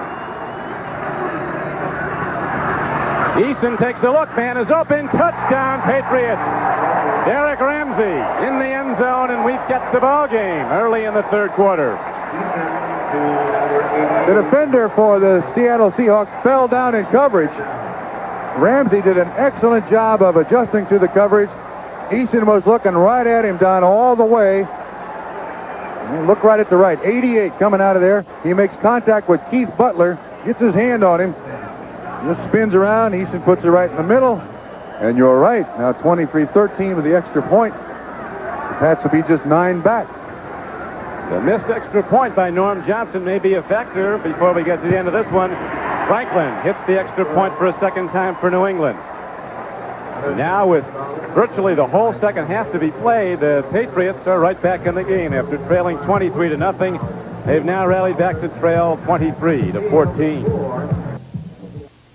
The Patriots do it quickly, finally culminating on a payoff end, a pass from Eason to Ramsey, and it's a 23-14 game, Seattle. Don, 57 of the 80 yards by penalties. Yeah. They hadn't pushed Morgan, though. He probably would have been in the end zone with it. Franklin ready to kick it off. Cullen Bryant is back deep. Back with him is David Hughes. Short kick. David Hughes at the 17, fumbles the ball. But comes up with it and has a good return, as it all turns out, although it was a dangerous one, getting the ball out to the 29-yard line. Today's game is brought to you by Mazda and the full line of sophisticated Mazda products. By Ricoh Corporation, makers of automated office equipment and cameras. And by Pennzoil Motor Oil, quality protection, ask for it. Don Criqui with Bob Trumpy. The day becoming overcast now in Foxborough, Massachusetts. No threat of rain. There's been rain here the past 2 days. Perfect playing conditions, but less than perfect football. The Patriots turning it over early and often in the first half, falling behind 23-0. But now they've come back to trail 23-14 with a long way to go. We're early in the third quarter. David Craig takes a look. Good throw in the flat. He again has Paul Johns, who's out across the 40-yard line. He has a first down for the Seahawks. Well, exactly what the Seahawks needed. Something to quiet the crowd, take a little steam out of the New England Patriots. He's now 9 of 15, Craig is. And Claiborne's still on Largent, so they go to Paul Johns. And Ernest Gibson is now in the game for Ronnie Lippett. We have not heard if Lippett is hurt. But Gibson is a 5th and 6th defensive back, so they're going to pick on him. Chuck Knox looking at the computer printout as the Seahawks on the gainer have it out to their 41-yard line. David Hughes working for the tough yards, and that's New England defense. There's no quit in that group. They're playing hard. You're right. They've got to. I don't know what Ron Meyer said at half, but it seems to have worked. And what Seattle's got to do right now is consume some time. This is when they need Kurt Warner to run that ball, reestablish supremacy in this game. They won't have him, though, till next summer. And right now, we pause briefly for station identification. This is the NBC television network. WVIT Channel 30, New Britain, Hartford, Waterbury, New Haven. Second down and 7 for Seattle. Craig looking long, whoops it over the middle, a free ball, and a good defensive play. Coming up to make a hard swat was Ed Williams, a rookie linebacker. Ed Reynolds from Virginia. He made the hit on the carrier, the intended receiver, and receptions are very varied in the Seattle offensive group. Johns has caught 5 for 79 yards. He's also returned a punt, you remember, for 47 yards and a touchdown. Mike Tice, the big tight end, and I mean big. What's he, 6'8"? About 6'7" and a half. He's got 2 for 37. D.P. Turner caught just 1, but it was good for 41 and a TD, and Largent's caught only 1 for 9. Claiborne's playing him right at the line of scrimmage. Third down and 7. Here's a throw. It's going to be incomplete. And now the Patriots get tough on defense. They shut down Seattle, and New England will get the ball back. Seahawks have to punt it. Well, good hands-up pass rush by the New England Patriots, and Craig had basically nobody to throw it to. Look at the coverage here on Turner. That's Roland James trying to keep his hands right in the face of P.P. Turner. Chuck Knox has got to be concerned right now. Momentum has switched to the guys in the white helmet. Irving Pryor can carry that momentum a long way, too. He has the position now to field the punt back inside the 15. He'll return it. Here he comes. Good special teams play again. Seahawks excelling on special teams. They were the best in the NFL last year on kickoff and punt coverage, and they're even better this year. But the Patriots have the ball when we come back. There has been a dramatic change in emotion in this game. Now the Patriots fans on opening day at home are up in cheering the Patriots. And Tony Eason, their young quarterback from Illinois, who has rallied this team, running for one touchdown, throwing for another a moment ago. His team now trailing 23-14 after being routed 23-0. We have 11:24 to play in the third quarter as the Patriots go first and 10. Collins runs the ball. He got some. Actually, Craig James, running the ball. 32 takes it to the 17-yard line where Joe Nash and Bruce Schultz knocked him down. Well, we got a real test right now for both of these teams. If New England can continue the momentum, we may have a second half of an entirely different complexion. The Seattle Seahawks now got what they want, though. It's second down and long, and they've got 1, 2, 3. Oh, they got the standard defense. 3-4 defense. Second down and about 7. Eason rolling out. He's got a lot of time. Dumps it off. He's got a man. Lynn Dawson, a big tight end, fires a forearm into Simpson. And the Patriots are ahead for a first down, and all of a sudden this has become very much a football game as New England with Tony Eason at quarterback has come alive on offense. They were just awful early in the game. Look at the way he throws this ball, just over the head of the linebacker. Dawson makes a great catch going up for it. And they used Stanley Morgan, 86 is the decoy. And underneath was Lynn Dawson, good for 23 yards. Coach Meyer, from good times and bad, he's like Coach Knox. You can't tell any difference on their face. They've been through it all before. The game can change fast. Quick out. Starring. Good defensive play, but he lost him, and Starring gets ahead across midfield. Bruce Schultz had him and lost him. And Starring gets out of bounds across midfield, very close. It looks like he does have a first down. Hey, Don, where were these guys in the first half? Eason was on the bench most of the first half. Eason is the story of this game from a Patriot point of view. Ron Meyer said when the offense goes bad, it has a carryover effect to the defense, and the reverse is true. When things are going good on offense, it picks up your defense, and that has happened in this game. Now Eason sets his team down, trailing by 9 with 10:29 to play in the third quarter. First down and 10. Eason goes to the run, and Collins doubles up on the ball with both arms and gets to the 45-yard line. The scoreboard around the NFL. Kansas City holding to a 13-3 halftime lead over the Raiders. Chris Barr kicked the field goal to get Los Angeles its only points at the close of the first half. Green Bay continues to lead the Chicago Bears by a 7-6 score. Jets now leading the Bengals 23-16. Pat Ryan just threw to Mickey Schuler for a touchdown. Minnesota and Atlanta in a 13-13 tie. Fumble! Patriots, Tony Eason fell on the ball. Seattle came with a blitz there. I tend to think that Pete Brock, the center, realized the blitz, and watch how he's trying to, you see him pull out just ever so quickly. I'm not sure he ever really got the ball, but Eason does a great job to cover that. This is so critical, that snap from center. And when you're pressured as a center, you got to move quickly. You alter the snap a little bit, but Eason did recover.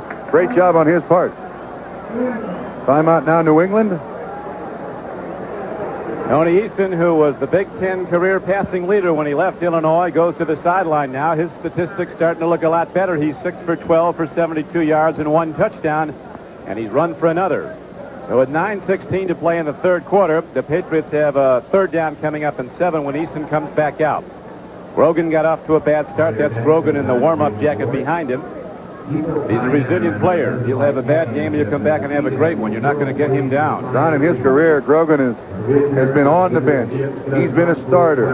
He's been panned by the fans here in New England. He's been cheered by the fans here in New England. I think Ken Anderson probably said it best in Cincinnati. When the team wins, the quarterback gets too much credit. When the team loses, the quarterback takes too much blame. But he's run the gamut of emotions on that sideline. Indianapolis now in a field goal, goes in front of the Cardinals, 17-14. First half, the Patriots could only convert 1 of 8 third downs to first downs. Here's a critical one to keep that momentum, at least keep this drive alive. They have a big opening day crowd here in New England, a big day of game sale.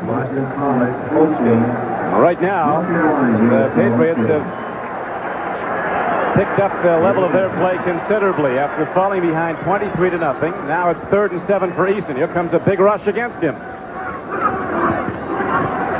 He stands in, gets it away, and his man lost the ball. Irving Fryer had it and lost it. Gary Jackson covering, but Fryer had a definite play on the ball. Seattle once again with 6 defensive backs, Don. And we'll watch Fryer go in motion. He's so fast, he comes all the way across the field. Yeah, all they're trying to do is just stretch the coverage, at least create some confusion. That ball thrown just a little bit behind him, or he could have caught that and gone for a number of yards. But he did not, and the Seahawks will get it back as Prestridge is into punt now for New England. 9:12 to play, third quarter.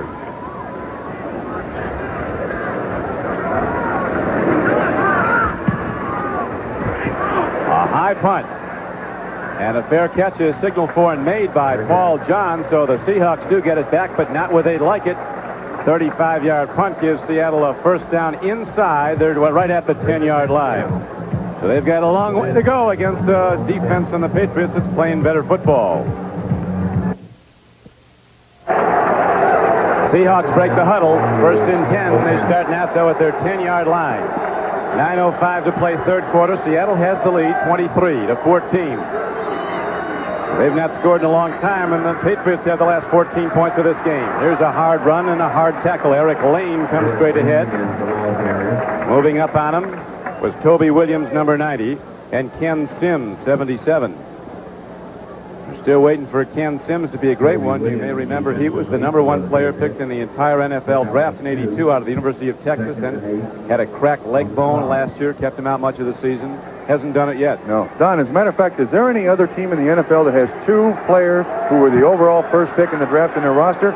They've got to. Irving Fryer and Ken Sims, the New England Patriots do. I think they're the only one in the NFL.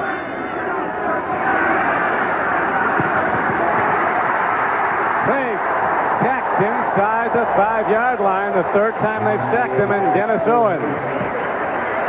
Big free agent nose tackle from North Carolina State, number 98. Busted through and got by Blair Bush. Well, in this situation, I would think that Seattle would try to get something out in the flat. Just a short little pass to turn somebody loose. But Owens, a good worker. He's on Blair Bush, the center. Journeyman. But he's done a good job for the New England Patriots. Another free agent who has turned out to be an excellent acquisition. And now, Seattle looking at 3rd down and 15. They're in real trouble. That's the goal line he's standing on. Dave Craig back at his goal line in the shotgun.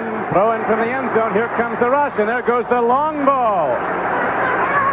Good coverage by the Patriots. Chris Castor, a flyer from Duke, was going for the ball, and now the Seattle Seahawks must punt the ball from their end zone, and Irving Fryer is in to return it. Well, the field position now definitely on the side of the New England Patriots. It's amazing how that's turned from first half to second half. Remember Chuck Knox telling us last night, we got to give the Patriots a long field, 80 yards as opposed to 50. Fryer standing at his own 48. Actually, it's Seattle's 48. So excuse me, you're right. Big assignment now for Jess West of the Seahawks. Been hitting the ball a lot as the game wears on. Seattle unable to run. Seahawks do lead the game 23-14. Bad punt. Shanked it. Short. Unless it bounces. Takes a It does. good hop, though. It takes a Seattle hop and goes out of bounds at the 48-yard line. So the Patriots get the ball at the Seattle 48-yard line, a 44-yard punt. It hit only 20 yards downfield, but it rolls for Seattle. Patriots have it when we come back. We're back and ready to go at Sullivan Stadium, Foxborough, Mass. The Patriots in red playing their home opener of the '84 season. After trailing 23-0, are now back in the game, 23-14, and there is Irving Pryor, one of the highest-rated players to come out of college football at his position, wide receiver, in a long time. On the left flank, they go to the run, though. Collins turns the corner. Foot race. Easley's after him and easily gets him. But the Patriots rip off a big gainer. Don, absolutely amazing how the psychology of this game is turned so very, very quickly. Collins, the longest run of the day, 20 yards. This is just flat foot speed. They got the tight end coming in motion, and watch Collins get outside. Easley's got to take the angle to try to stop him, and he does. Collins has personally outgained the whole Seattle team running the ball by a rather substantial margin. Seattle has not run at all against this Patriot defense. They got big special team plays and some big throws from Dave Craig to take the lead as they hold it now 23-14. Since they went up 23-0, momentum has changed, and here's a swing pass, blocker in front. Turning upfield is Tony Collins, and very good defensive play by Seattle. Sheldon Robinson, shaken up a short time ago, right back in to make the hit. Well, for New England, I think that's very smart. The more times you can get the ball in the hands of Tony Collins, the better chance you have of getting it down the field. Tom Catlin, the defensive coordinator of the Seahawks.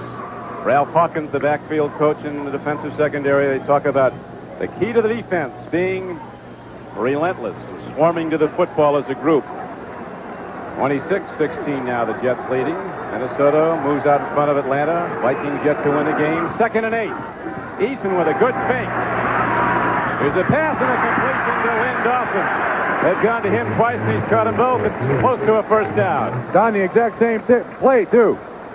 Eason rolls out with protection, and they're a little afraid of that pass rush by the Seattle Seahawks. This is well designed. He fakes to the running back. You see Hanna, Hawk Hanna. No, that's Wooten, 61 pulling. Hanna's out in front of Eason. Personal escort, and then the tight end coming from the other side underneath all the coverage makes the catch, but it's not enough for the first down. Tony Collins and Mosi Tatupu, a pair of runners in on 3rd and short. 3rd and just over a yard. Tatupu gets the first down, and Moores tracks the Seattle defensive front and gets down to the 17-yard line. John Harris and Paul Moyer combined on the stop for the Seahawks. But New England drives on and gets 4 new downs. I'd certainly try to keep that young man in the ball game. He's one of the toughest runners in the game today. And he's also a good blocker and was the personal escort for Tony Collins last year in his 1,000-yard rushing season. But he's back on the bench, back to the one-back offense. Collins gets the ball and gets inside the 15-yard line, and a first down carry, got perhaps 3 yards. Again, Sheldon Robinson fills quickly to make the stop. Clock is running in the 3rd quarter. 5 minutes and 15 seconds left to play. The sun bright and shining now in Massachusetts again, as the Patriots have made a dramatic turnabout in this game. Collins running the ball 14 times so far with 68 yards in the books for him. Ron Meyer, the coach, saw a flaming disaster on his hands as his team fell behind 23-0 with about as inept National Football League play as you're going to see. Then Eason came in the game, and the whole ball game turned. Now Tony Eason sees something he doesn't like, and as he's counseled to do, he uses one of his timeouts. They're down close, you can't blow the scoring opportunity. You're right, and I think Eason expected Seattle to be in a 5 or a 6 defensive back set with 2nd and 7, and they weren't. And they probably had a play that was designed to take advantage of that defense, and since it wasn't in there, the best thing to do is just call timeout. And now the advantage falls to the Seattle side. They can come back with a 6 defensive back or the same defense before. Trump, what do you think of Eason, his overall abilities? Well, I really haven't seen him throw the ball particularly well today. I mean, he's throwing it rolling out. He's obviously more mobile than Steve Grogan. He's got a very, very strong arm. And you notice when he talks in the huddle, we've had a couple of shots where he's directing traffic in there. At least he's got the self-confidence to say, look, I don't care what the problems were in the first half. I'm here. We're going to go get them. And that is a big lift for any football team. Well, he's big enough. It looks like a tight end. Eason is 6'4", 215 pounds in his second year from Illinois. His team has responded. Indianapolis continues to lead St. Louis 17-14. In the second half, now here's how this game has changed, Trump. You see the total numbers are really dominant for New England. 104 yards to just 16 for Seattle. In the first half, for most of the first half, it was that big a disparity for the Patriots. Seattle just dominated the game. Second down and 7. Eason taking a look. Here gets time. Has a man. Starring. Juke moving. Out of bounds at the 2-yard line. First down, New England. In a minute, this could be a 2-point game. God, what a turnaround. 12 yards on that catch. In the first half, the Patriots could not protect Steve Grogan. And on that particular play, Eason had all kinds of time to throw it. Well, look at the time that he's got to throw it. Great job by Hanna. By Holloway. He can look all over the place. Starring just standing out there with nobody around. He makes a good move on, is that Michael Jackson, 55? To Tupu now in the ball game. They might give it to Mosley right up the middle. We'll see as they go first and goal from the 2. Tupu. Unbelievable. Touchdown, New England. You see John Hanna. Hanna blasted the defensive lineman from Seattle 5 yards back. I don't blame the Patriots for following John Hanna into the end zone in anybody's ballpark. What a game. What a football game now. I'll guarantee you this, the Seahawks aren't done yet either. But see, they fed on the first half mistakes of the New England Patriots. Second half, they haven't made a mistake. What we'd like to get reported, and maybe we could bottle it and sell it, is Meyer's halftime speech. You know, he may not have said a thing. Might have been brief.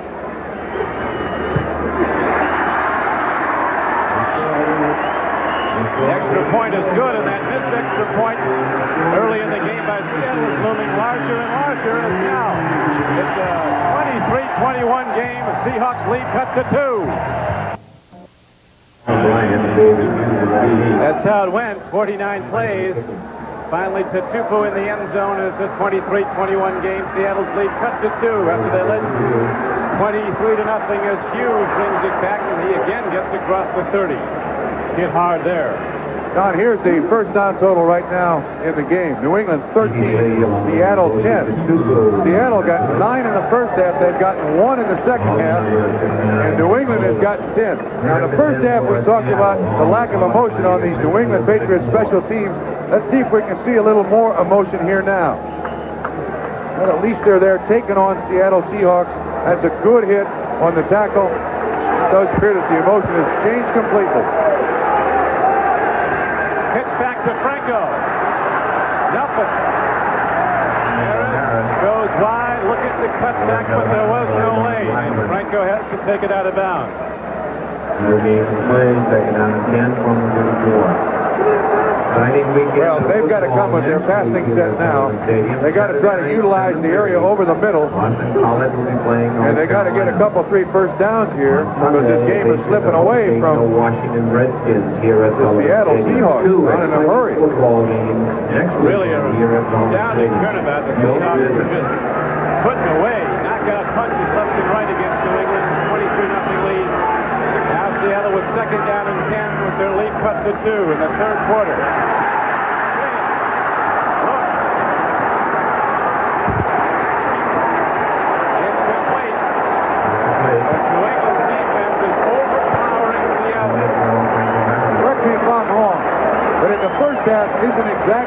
Isn't that exactly the way the New England offense looked?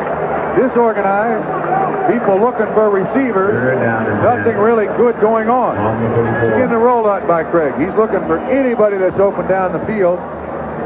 See, they get good pressure. Lester Williams, 72 up there. Ken Sims almost gets you. Look, he's got nobody to throw it to. And he throws it at Franco Harris. Not even close to a reception. Third down. Good second look. Our producer for NBC Sports is Glenn Adamo, our director Bob Levy. And we have 4:11 to play. Third quarter, 3rd and 10 Seattle from the shotgun. Greg has to hurry. Gets a strike and the ball is lost. Darrell Turner has slipped off the shoulder pad. And so the Seahawks have to beat the ball again.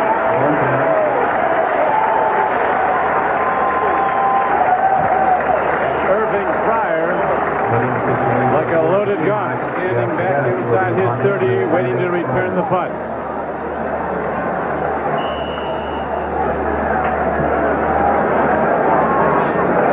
Tony Eason ready to come back in. He's hit 7 of 9 passes in the second half for 65 yards and a touchdown. 23-21 is the score. Good punt. West hitting it high. Fryer signals for and makes a fair catch at his 34.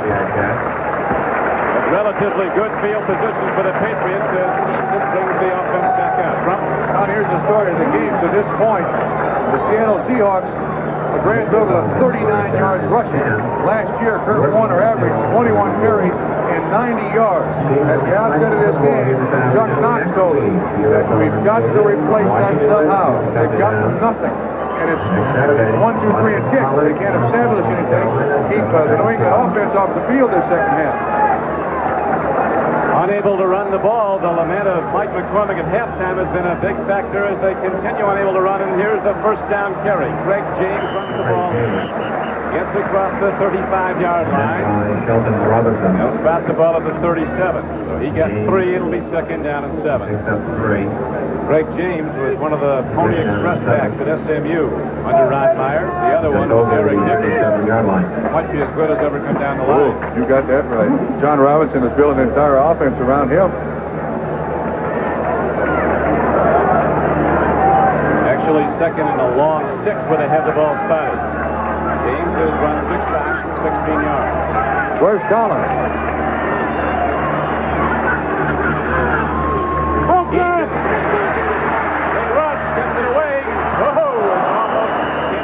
You'll remember that last touchdown scored by Seattle, a flat pass that Kenny easily grabbed and ran in. We almost had another one. Don, we had the same play called by the New England Patriots. The intended receiver was Lynn Dawson. He was held up at the line of scrimmage, so Easton had to improvise. See the pressure by Michael Jackson. This is close. James slipped, and Robinson almost takes it in. Robinson went for the tackle and he'd gone for the ball. He would have been gone. Now it's 3rd and 7. Big play for the Patriots and the Seattle defense. Seahawks held out. Good blocking. Here's a throw. Intercepted and low. John Harris had it in his hands. A tip ball and couldn't hold on. But the Seahawks will get it back now as New England has to punt. 23-21 is the count. 3:06 to play in the 3rd quarter. What was a blowout has turned into an airtight game with a long way to go. I think Easton feels very lucky there. Very lucky. If he'd have thrown that in the first half, it would have probably been intercepted. That's the way their first half went. Everything went wrong for New England in the first half. A lot of it their own doing. Certainly less than spirited special teams play as Paul Johns ran right up the gut for 47 yards and a punt return touchdown. High kick by Prestridge. Paul Johns at the 20. He'll run it back. See the difference? Special teams play is good. Paul Dombrowski comes down along with Mosey Tutupu, a 42-yard punt and a 4-yard return. John, I think the difference is very obvious. We talked about the emotion of this football team, and it shows first on special teams. Good emotion there, great coverage. And Mosey Tutupu, an excellent special teams player. Watch the hit. He's got no place for him to go right there. Tutupu sticks his head in, along with Dombrowski. They put him on the ground, and once again, Seattle's got 76, 77 yards to go again. Recently, they've been unable to get first downs, the Seahawks. They've not been able to move it at all. Split. On first down, a timing pattern and a good catch by Paul Johns. His 7th reception of the game is good for a first down for the Seahawks.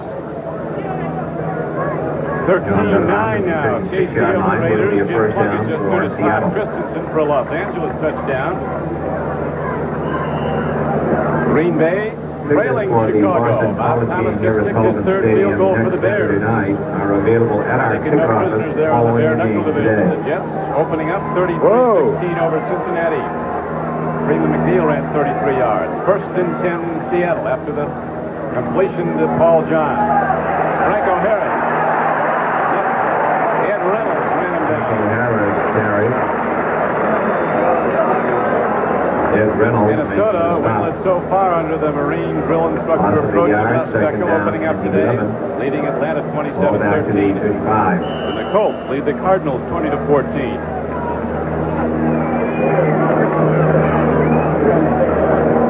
Franco's last run resulted in a 2-yard loss for the Seahawks, so it's going to be second down and 12.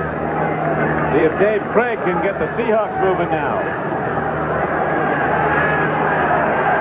On ball, and again he has Paul Johns. He's playing great ball, taking the defenders deep, then cutting back.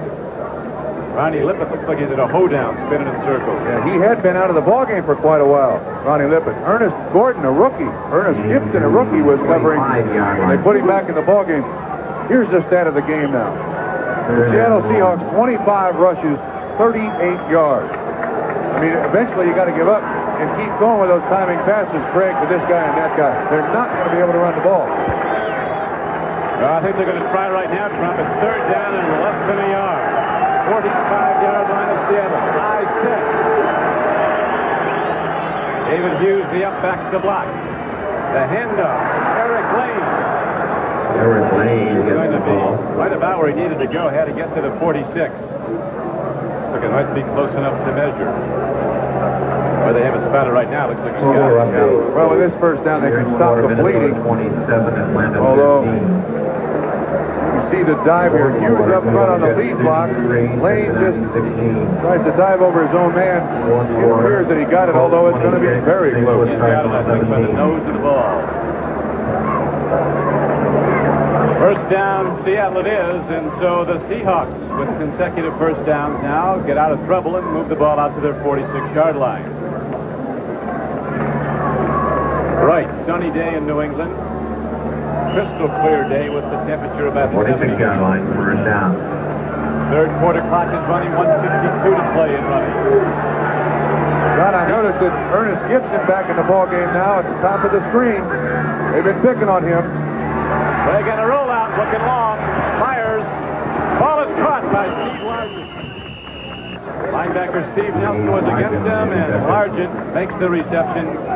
And it's yet another Seattle first down, so now the Seahawks get their running their passing game going. You're right, and I think they've pretty much given up on the run. They're not going to get a lot of yards. Let's throw it down there, the intermediate area, not take too big a chance. Craig is a good rollout quarterback. They're finally getting offense out of the Seahawks with Craig rolling out and firing downfield. Von Myers looking for that defense that stuffed the Seahawks earlier in the second half. First and 10. David Hughes loses 4 yards. David Hughes carry. Toby Williams, a 10th round draft choice from Nebraska. Right there with the handoff to make the stop for a loss. Just see the quickness of Toby Williams here. Jumps right inside the block and is there to almost take the handoff. Andre Tippett, 56, also back there. I know Chuck Knox likes to run the football, but you got to know when it ain't going to work and go to something else. The running game surely has not been working for Seattle. It has not been here. But the Seahawks still lead 23-21. Inside a minute to play in the third quarter. Craig throws. He has a man open. Charlie Young, his tight end, makes a diving play on the ball and looks like he's got it. Big play by Charlie Young. Good for about 9 yards. He was uncovered. He had Blackman 55 inside, Roland James 38 outside. They haven't, Seattle hasn't thrown the ball a great deal to the tight ends today. See if we can see this pattern. Watch how open he is. If the ball is thrown right in Charlie's chest, he can gain another 10 yards. If he does catch it, there's James 38 on the outside, 55 Blackman on the inside. play for the Seahawks. Blitz. Down goes David Craig at the 47-yard line. Andre Tippett.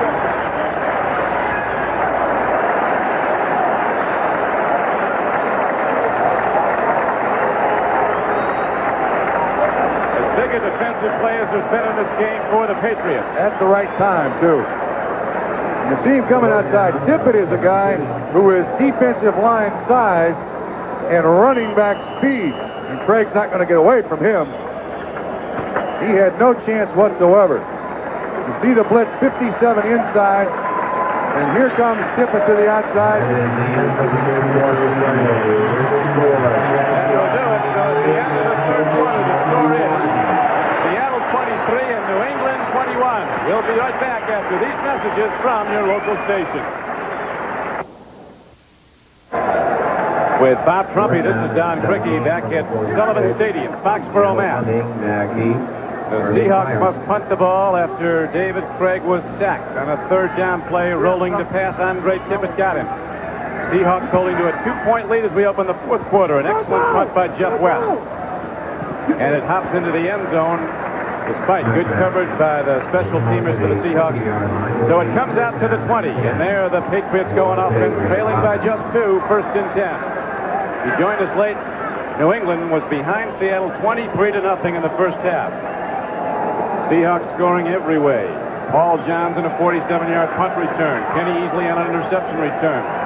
Mistake after mistake, plaguing an inept New England offense. Then Tony Eason came in at quarterback, and the whole game changed as the Patriots have scored the last 21 points of this game. And look at those rushing yards for Seattle. They score 7 points in the last minute of the first half, and they score 7 points in the first 2 minutes of the second half, and now Mo is on their side.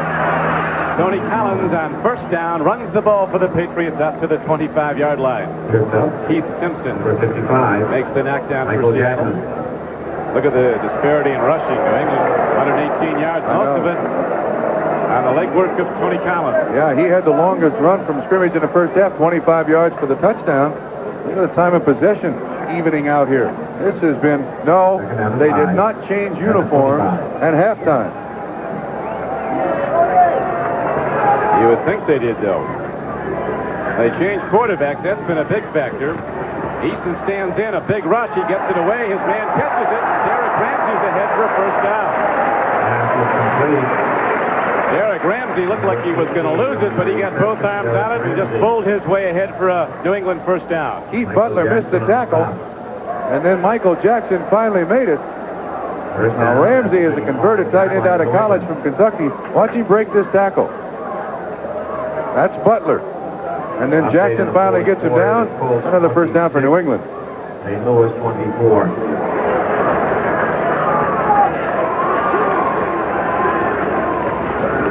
Handoff. Turning upfield is Tony Collins for 12 yards and a New England first down. Simpson finally knocked him down as these offensive linemen for the Patriots are really blasting people. Holloway and Haley, the 290-pound tackles. Hanna and Wooten, the guards, and Pete Brock, the center. Let's also give an assist to Irving Fryer. Watch him, number 80. He gets a block, and he allows Tony Collins to break up underneath it right there. You see, on 22, Dave Brown, and that gets Tony Collins the next 7 yards.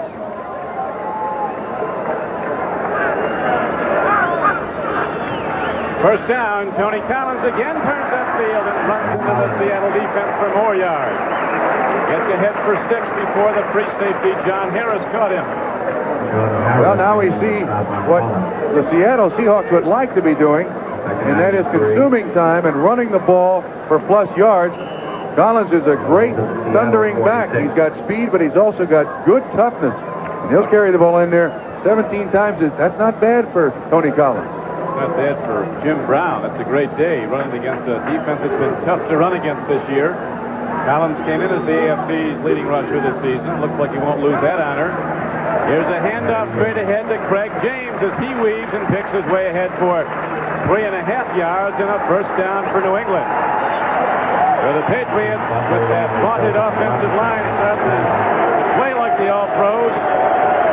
Moves the ball on the run, play after play, and down to the the 43-yard line. Don, what was that sign we saw at the end of the first half about second half points, blocking, and all the rest of that stuff? These people in Sullivan Stadium know this football team, don't they? I've seen them come back before, and it looked like they were going to fold their tent and go home early today, the Patriots, but Easton came in, and now they've rallied back. But Seattle still leads. Here's a swing pass to Starring. Blockers in front. Now the New England offense, so incompetent early, is affecting different looks, different plays. Everything seems to be clicking.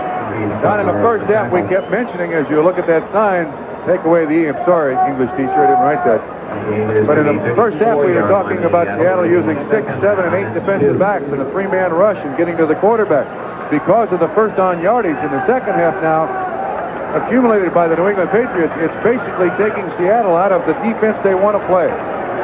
Right, Chuck Knox talking about sealing the interior, making the Patriot backs run wide, shutting them down on first down, but they haven't done it.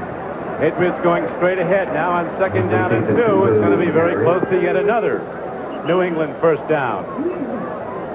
The missed extra point earlier in the game looming large as it's a 2-point lead right now here for the Seahawks. Kansas City holding to a 13-9 lead now in the fourth quarter over the Raiders. Chuck Knox waiting to get the ball back. Chicago with 3 field goals from Bob Thomas and a lot of defense leading the Packers at Green Bay 9-7. The Jets, who were beaten badly their last time out by the Steelers, looking strong against a team from Cincinnati that was supposed to be good but has not been. Bengals could be off to an 0-3 start. Yeah, that's surprising, too, with a new head coach and some healthy people. They don't do well against the New York Jets. Freeman McNeil a couple of years ago, remember that? Yeah, 202 yards rushing against them. Get a 33-yard touchdown run today, Freeman McNeil. Right now we have 1st and 10 New England. Fourth quarter, 10:33 in the clock running. Easton hands off to Tupou. Powers his way. To Tupou. Takes on people and goes down to the 20-yard line. First down, Patriots, a 12-yard gain. Very sure-handed ball carrier, Moses Tupou. He's a real battering ram. They're going to keep him in the ball game now. This is a very big game for New England and for Seattle. New England 1-1. If they lost today, they'd be 1-2. If the Dolphins win as expected at Buffalo tomorrow night, they'd be 2 full games behind in their division. They win today, they're 2-1 and right back in it. But right now, Seattle has the lead. Seahawks looking to keep pace with those tough Raiders in maybe the toughest division, the AFC West. Run down to the 17-yard line on a first down carry. Mosey Tupou carries the ball, and Keith Butler stops him. The AFC West, a team that last year sent 3 teams to the playoffs. The Raiders, Seahawks, the Broncos. 2 went to the conference championship game, and 1, of course, the Raiders won the Super Bowl. Watching fire up in there. That's a good tackle by Keith Butler. They'll keep giving it to Mosey. Very strong runner. Now, second down and 6. The Patriots well within field goal range at this point. Greg James in the backfield. Lone setback, gets the pitch back. Good block by Ramsey. James turns the corner.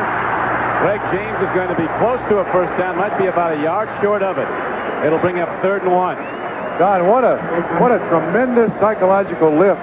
Coming back like this has got to be for the New England Patriots. This is not something that just carries to the end of this ball game. This is something you build on for the rest of the football season. Last week in Miami, or was it for the 16th year in a row, the 17th, the Patriots couldn't win in the Orange Bowl. Their jaws were on the ground. Now coming back after a terrible first half and dominating as they have in the second half, no telling what the result's going to be on down the line for them. Ron Meyer pacing the sidelines in good times and bad. They were bad early. They're getting better for New England. The Tupou, the lone setback on 3rd and 1. Handoff, running wide. And ahead for the first down is Greg James. They were looking at Tupou, and then Greg James got the ball. He's gotten some money yards from in this game. 1st and goal at the 10. He came from the U.S. Football League over here. Had some knee problems last year. Is a good special back for the New England Patriots, Greg James is. Now who do they have in there? come back with Collins, do they? Yep. Blitz. And the blitz worked. Kenny Easley came a-flying from the strong safety position. He got the ball carrier because the defensive line hasn't been. Interesting call by the Seattle Seahawks down there. You don't normally see a lot of blitzing, especially from a safety, but he goes in between guard and tackle and is there to make the tackle in the backfield. Look at him. Look at him. Easley's trying to fire up his team. Come on, we're not going to let this get away from us now. Stop him here.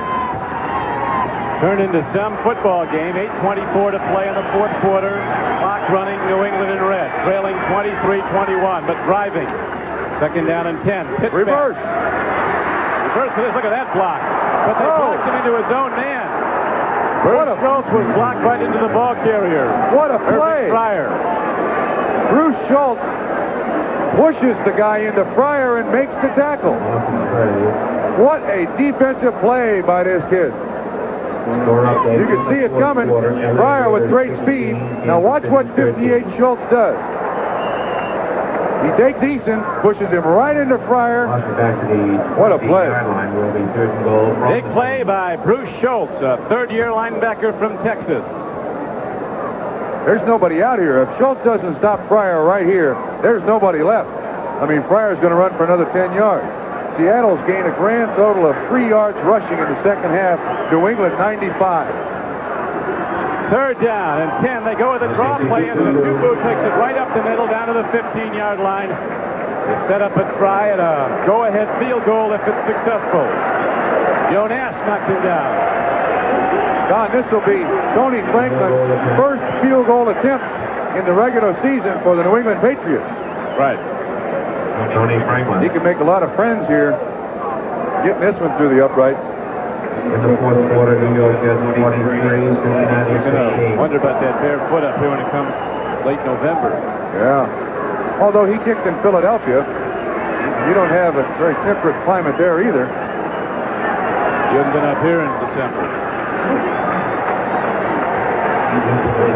See, his numbers in the preseason good. Tony Eason will hold. Snap and set down good. Kick is plenty long.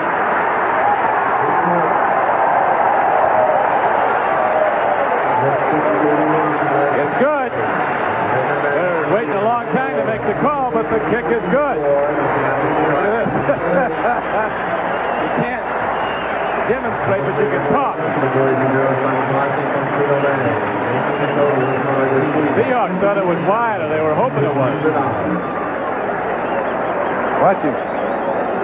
He knows. So the Patriots, after trailing 23-0, have now gone in front 24-23 with 6.5 to play. Watch this. Tony Franklin hit the go-ahead field goal, and now he kicks off. We come to live action. Tony Franklin hits it downfield, and David Hughes returns it out to the 23-yard line. So Seattle, after leading 23-0, now has to come from behind, albeit a single point behind. Here's the post-field goal celebration. What do we call this? Talking field goal. First down and 10 for Seattle offense. As Casey Stengel one time said, Trump, who'd have thunk it? Yeah, what did Dick Motta say? It ain't over till the fat lady sings?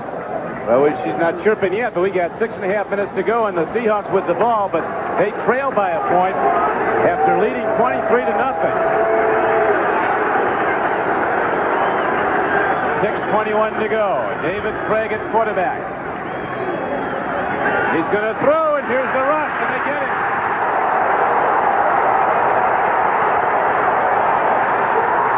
New England has the ball. Lester with the Lester Williams.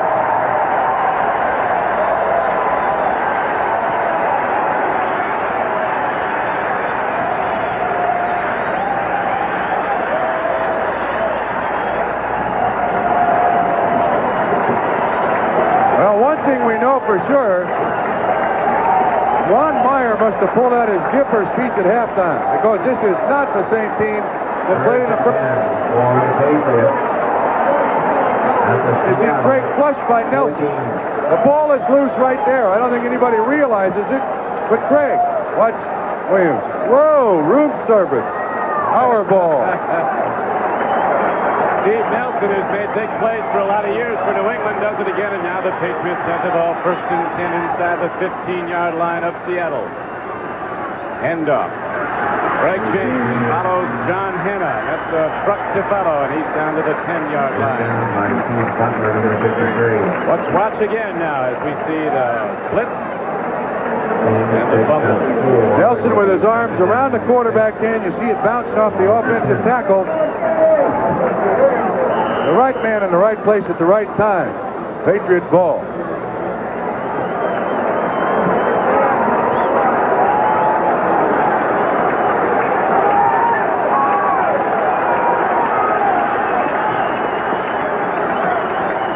From the 10, here's the run. Going to the end zone. Mosey Tatupu.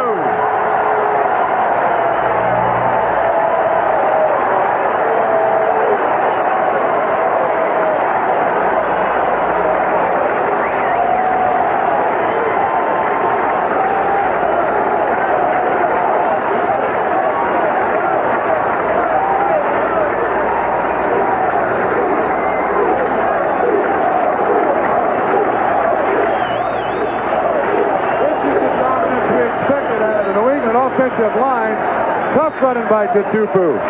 8 carries, 40 yards. That was his second TD.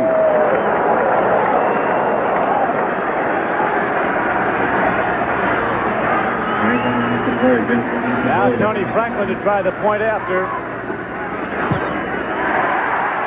And the Patriots, with a string of 31 unanswered points, have come from 23 behind to lead the game 31-23. And now Seattle needs 2 scores to win this game. On Sunday, September 23rd. They're letting the good times roll here in New England. They never thought they would at the outset of this game when Seattle took command, but now the Patriots with 31 straight points lead by 8. Fourth quarter. Here comes David Hughes running back the kickoff after Mosey Tatupu's touchdown for the Patriots. And the Seattle Seahawks, unable to move, send their offense out again. Today's game is brought to you by the new Chrysler Corporation. We don't want to be the biggest, we just want to be the best. By Midas for mufflers, brakes, and shocks. Trust them, Midas Touch. And by Burroughs Corporation, the question isn't who's bigger, it's who's best. Right now, the Patriots are. After trailing 23-0, they're out in front 31-23. Don Criqui with Bob Trumpy, Sullivan Stadium, Foxborough, Massachusetts. And this is the most dramatic and biggest comeback from a halftime deficit of any team in the 25 years the Patriots have been a football franchise. Right from the shotgun, Seattle needs yards. Craig takes a look and fires in the flat and skips an incomplete pass in. Now it's the New England defense that can dictate. With extra defensive backs and an all-out pass rush, the running game for Seattle has not been existent, and it wouldn't do much good now to run the ball, needing 2 scores with 5:15 to play. You're right. For the rest of this ball game, when Seattle's on offense, I don't think New England's going to care one bit if they can run the ball. They're going to lay off. Those defensive linemen are going to take off up the field, an occasional blitz, and try to be in Craig's face all day long. 5, 6 defensive backs now for New England. Craig looks over the middle, and there is Paul Johns. Again, this time it's Darrell Turner coming out, making the reception. Nicely done, as he goes out of bounds at the 32-yard line. Quarter-by-quarter scoring is unlikely indeed. Seattle with the first 23 points of the game. New England scoring with a 25-yard run by the quarterback Tony Eason when he came in to replace Grogan late in the second quarter. Then New England with 14 points in the third quarter, 10 more so far the fourth. 31 straight points unanswered by Seattle as the Patriots come back to take the lead. 5:08 to play. Paul Johns having a big game catching the ball. 8 receptions for 112 yards for Seattle, and of course a punt return for a touchdown. 3rd and 1. You'll see if Eric Lane got over the top. Seattle has not really been able to throw the ball down the field after the touchdown to Darrell Turner. That's basically been all they've gotten downfield done. They've been throwing it out to the sideline. And, of course, they don't have the quick running back to throw it to with those 4 fullbacks on their roster. And Zach Dixon hurt. So they're really missing some weapons, Seattle is.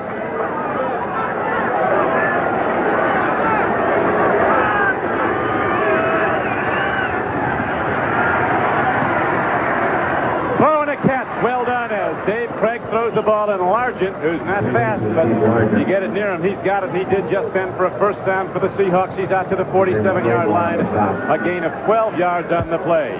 So the Seahawks got to start hustling up. Excuse me, Don. All the Patriots on the road. Once again, this is our matchup. Yes, with the Meadowlands. This is Claiborne versus Largent. Craig watching him all the way across the field.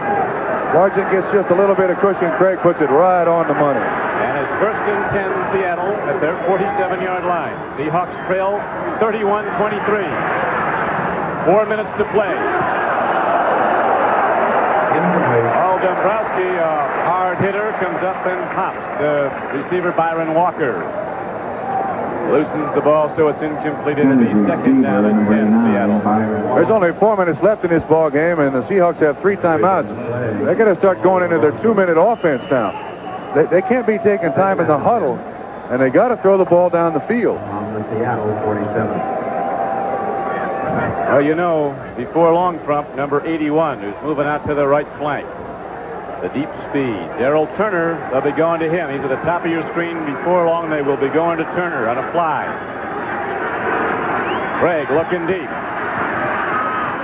No. Dombrowski intercepts. And he's back inside the 40. Paul Dombrowski, number 47 in your program and number 1 in their hearts in New England right now, stops this Seattle drive. 22 yards on the return. There's a very late flag. You can see Seattle was going to the outside, trying to stop the clock after the reception, but Dombrowski plays it perfectly. Against the red team. Foul will be enforced, and it'll be 1st and 10 New England. That's his first interception as a Patriot. It comes with 3:49 to play in the game. We know just as Seattle had a throw, Bob, what the Patriots will be doing now, pounding the ball behind the likes of Holloway, Hanna, Brock, Wooten, and Haley. What a turnaround. You never know what ignites something like this either. Ball is on the 44-yard line of Seattle. You know, as Chuck Knox told us last night, his biggest fear happened today.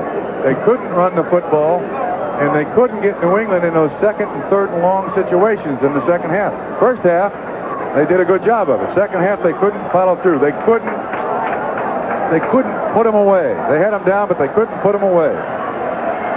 You would think at 23-0 they were put away, but Easton came in and the Patriots fumble. Another free ball. Stephen Starring. When it rains, it pours. A complete turnabout, not only on the scoreboard, but in the way the breaks have been going. That time, a lost ball almost resulted in a Patriot touchdown when they got it back. Dave Brown made the hit on Tony Collins. Now watch this thing squirt away from him. And this is the way the second half has been for the... Down at the 20. This is the way the second half has been. Watch that ball bounce up perfectly right there. I mean, bounced right up into his hands. First down. Just the way they draw it up on the chalkboard. Nothing to it. Trick play, whatever it takes. Right now, the Patriots with a first down. Go to the run. Here comes Tony Collins. Breaking tackle. The guards pull, and again, the Seattle defense is opened up. They've been pounding away at it. And New England's offensive line bigger and stronger as the game wears on. Watch that line of scrimmage. He slides sideways, and then it's got that good first step up the field with acceleration. And he gets 8-9 yards in a hurry. He got 8. 2nd down and 2. Tatupu breaks the tackle.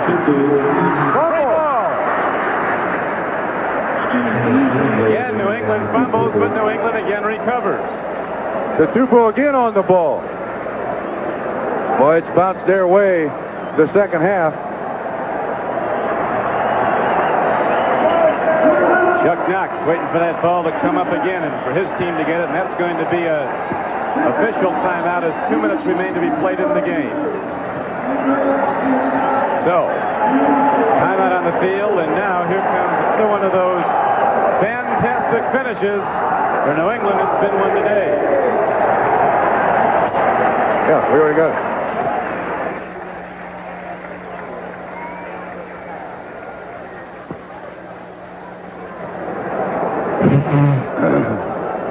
This is astounding.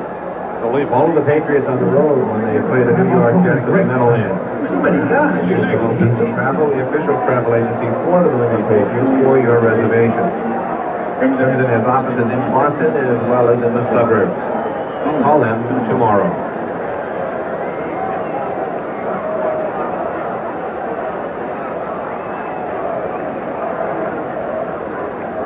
Boston College next Saturday night. Kick-on time 30 here at Sullivan Stadium.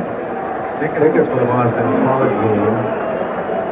Well, you see Ron Meyer talking to Eason. I imagine all he's telling him is make sure those hands off the Mosi Tatupu. He's their most sure-handed ball carrier, along with James. And they're not anxious to get the ball in the end zone. They just don't want to turn it over. And it's been rather slippery here the last couple of runs. Those Seahawks pounded on the ball can help it get slippery, but they haven't been able to come up with it. And the Seahawks desperate now. They need 2 scores to win this game after leading 23-0. Patriots rallying for 31 straight points. First score they had came late in the second quarter when quarterback Tony Eason was trapped and ran up the middle for 25 yards and a touchdown. Eason at quarterback replacing Grogan in the second quarter. The whole team was turned around in this game. Blue pass, man's open, touchdown, New England. Irving Fryer. Irving Fryer from Tony Eason. It's unbelievable. Absolutely astounding. His first as a pro, 15 yards on the catch.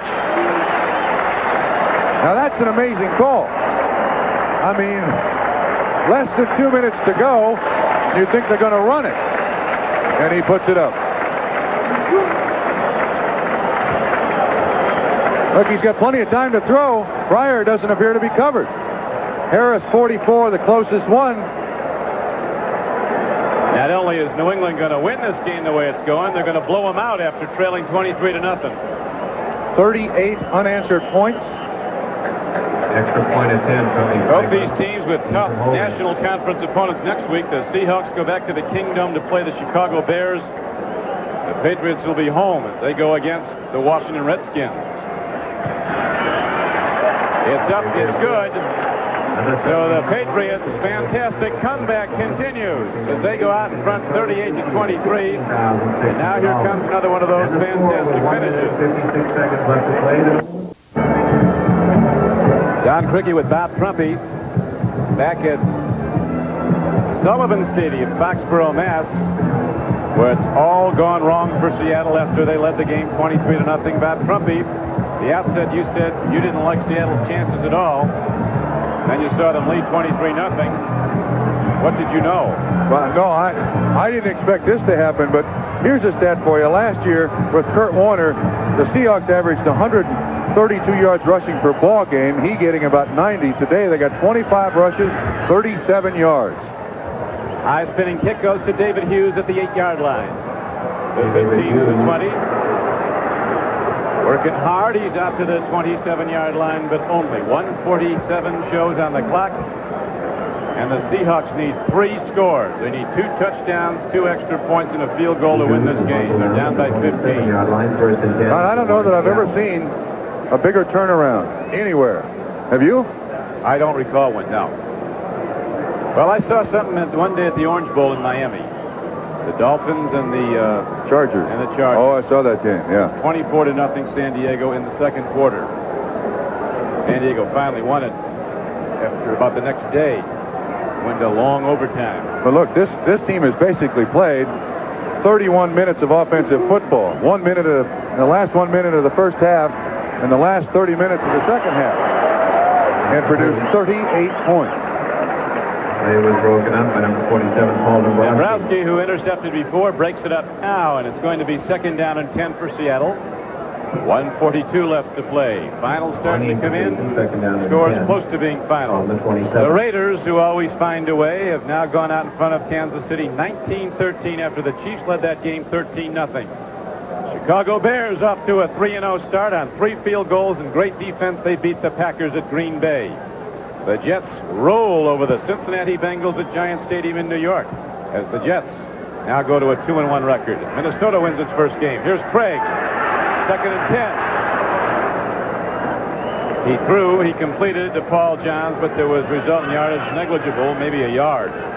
Don, I'll tell you what, there's some people in Seattle that at the end of the first half went out for groceries, probably came back and say, wait a minute, this has been the twilight zone. No, it's true. Indianapolis, the Colts of Frank Kush. Last week the Cardinals beat Buffalo 37-7. This week the Colts are rolling over them. Mike Pagel, who's been throwing well, just hit Billy Young with a 6-yard touchdown pass. Curtis Dickey threw a touchdown pass, a long one in that game, on a halfback option. 3rd down and 10. Seattle in desperate need of a first down, and much more than that. Craig looks, he throws, got a man, it's incomplete. Darrell Turner running one pattern, and Byron Walker coming over the middle. Walker who can't get to the ball. Both cutting across the middle, and 19-yard attempt, almost a connection. Now, the end is near for Seattle. This is 4th down. If they don't convert for a first down, New England will run it out. Well, it's a long trip back to Seattle, knowing that first half they had it in hand and just couldn't rush the ball to take any time off the clock whatsoever in the second half. Contrasts in this game have been absolutely unbelievable. So in the first half, the Patriots despondent, down 23-0, making every mistake a team could make, sitting there forlorn, and now the whole thing is switched to the Seattle side. Down the middle, here's the pass to Byron Walker, and a first down on 4th down. Now, the thing about this game is Seattle can use the first half of this game as a highlight film, and New England can use the second half as a highlight film. Boy, it's going to be painful for these Seahawks to look at these game films.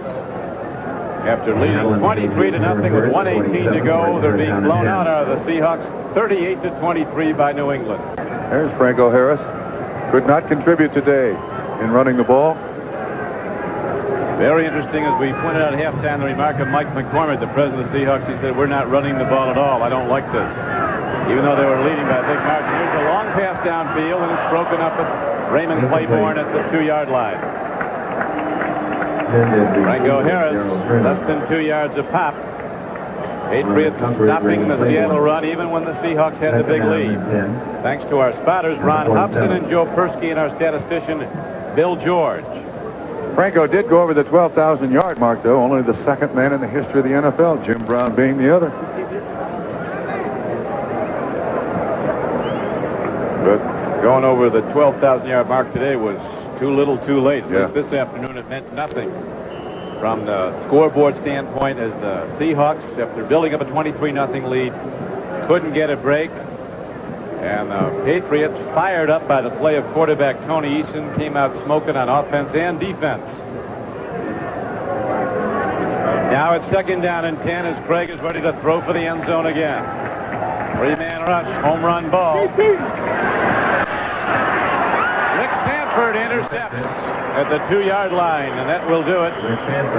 1:02 to play, and the Patriots take over, looking to run out the clock.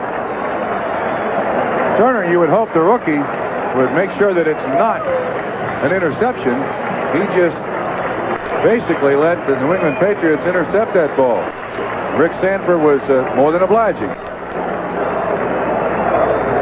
Well, we talked about the problems of Franco Harris. How about this young man's day? 20 carries, 107 yards. He was the leading rusher coming into the ball game, and he got most of those yards in the second half.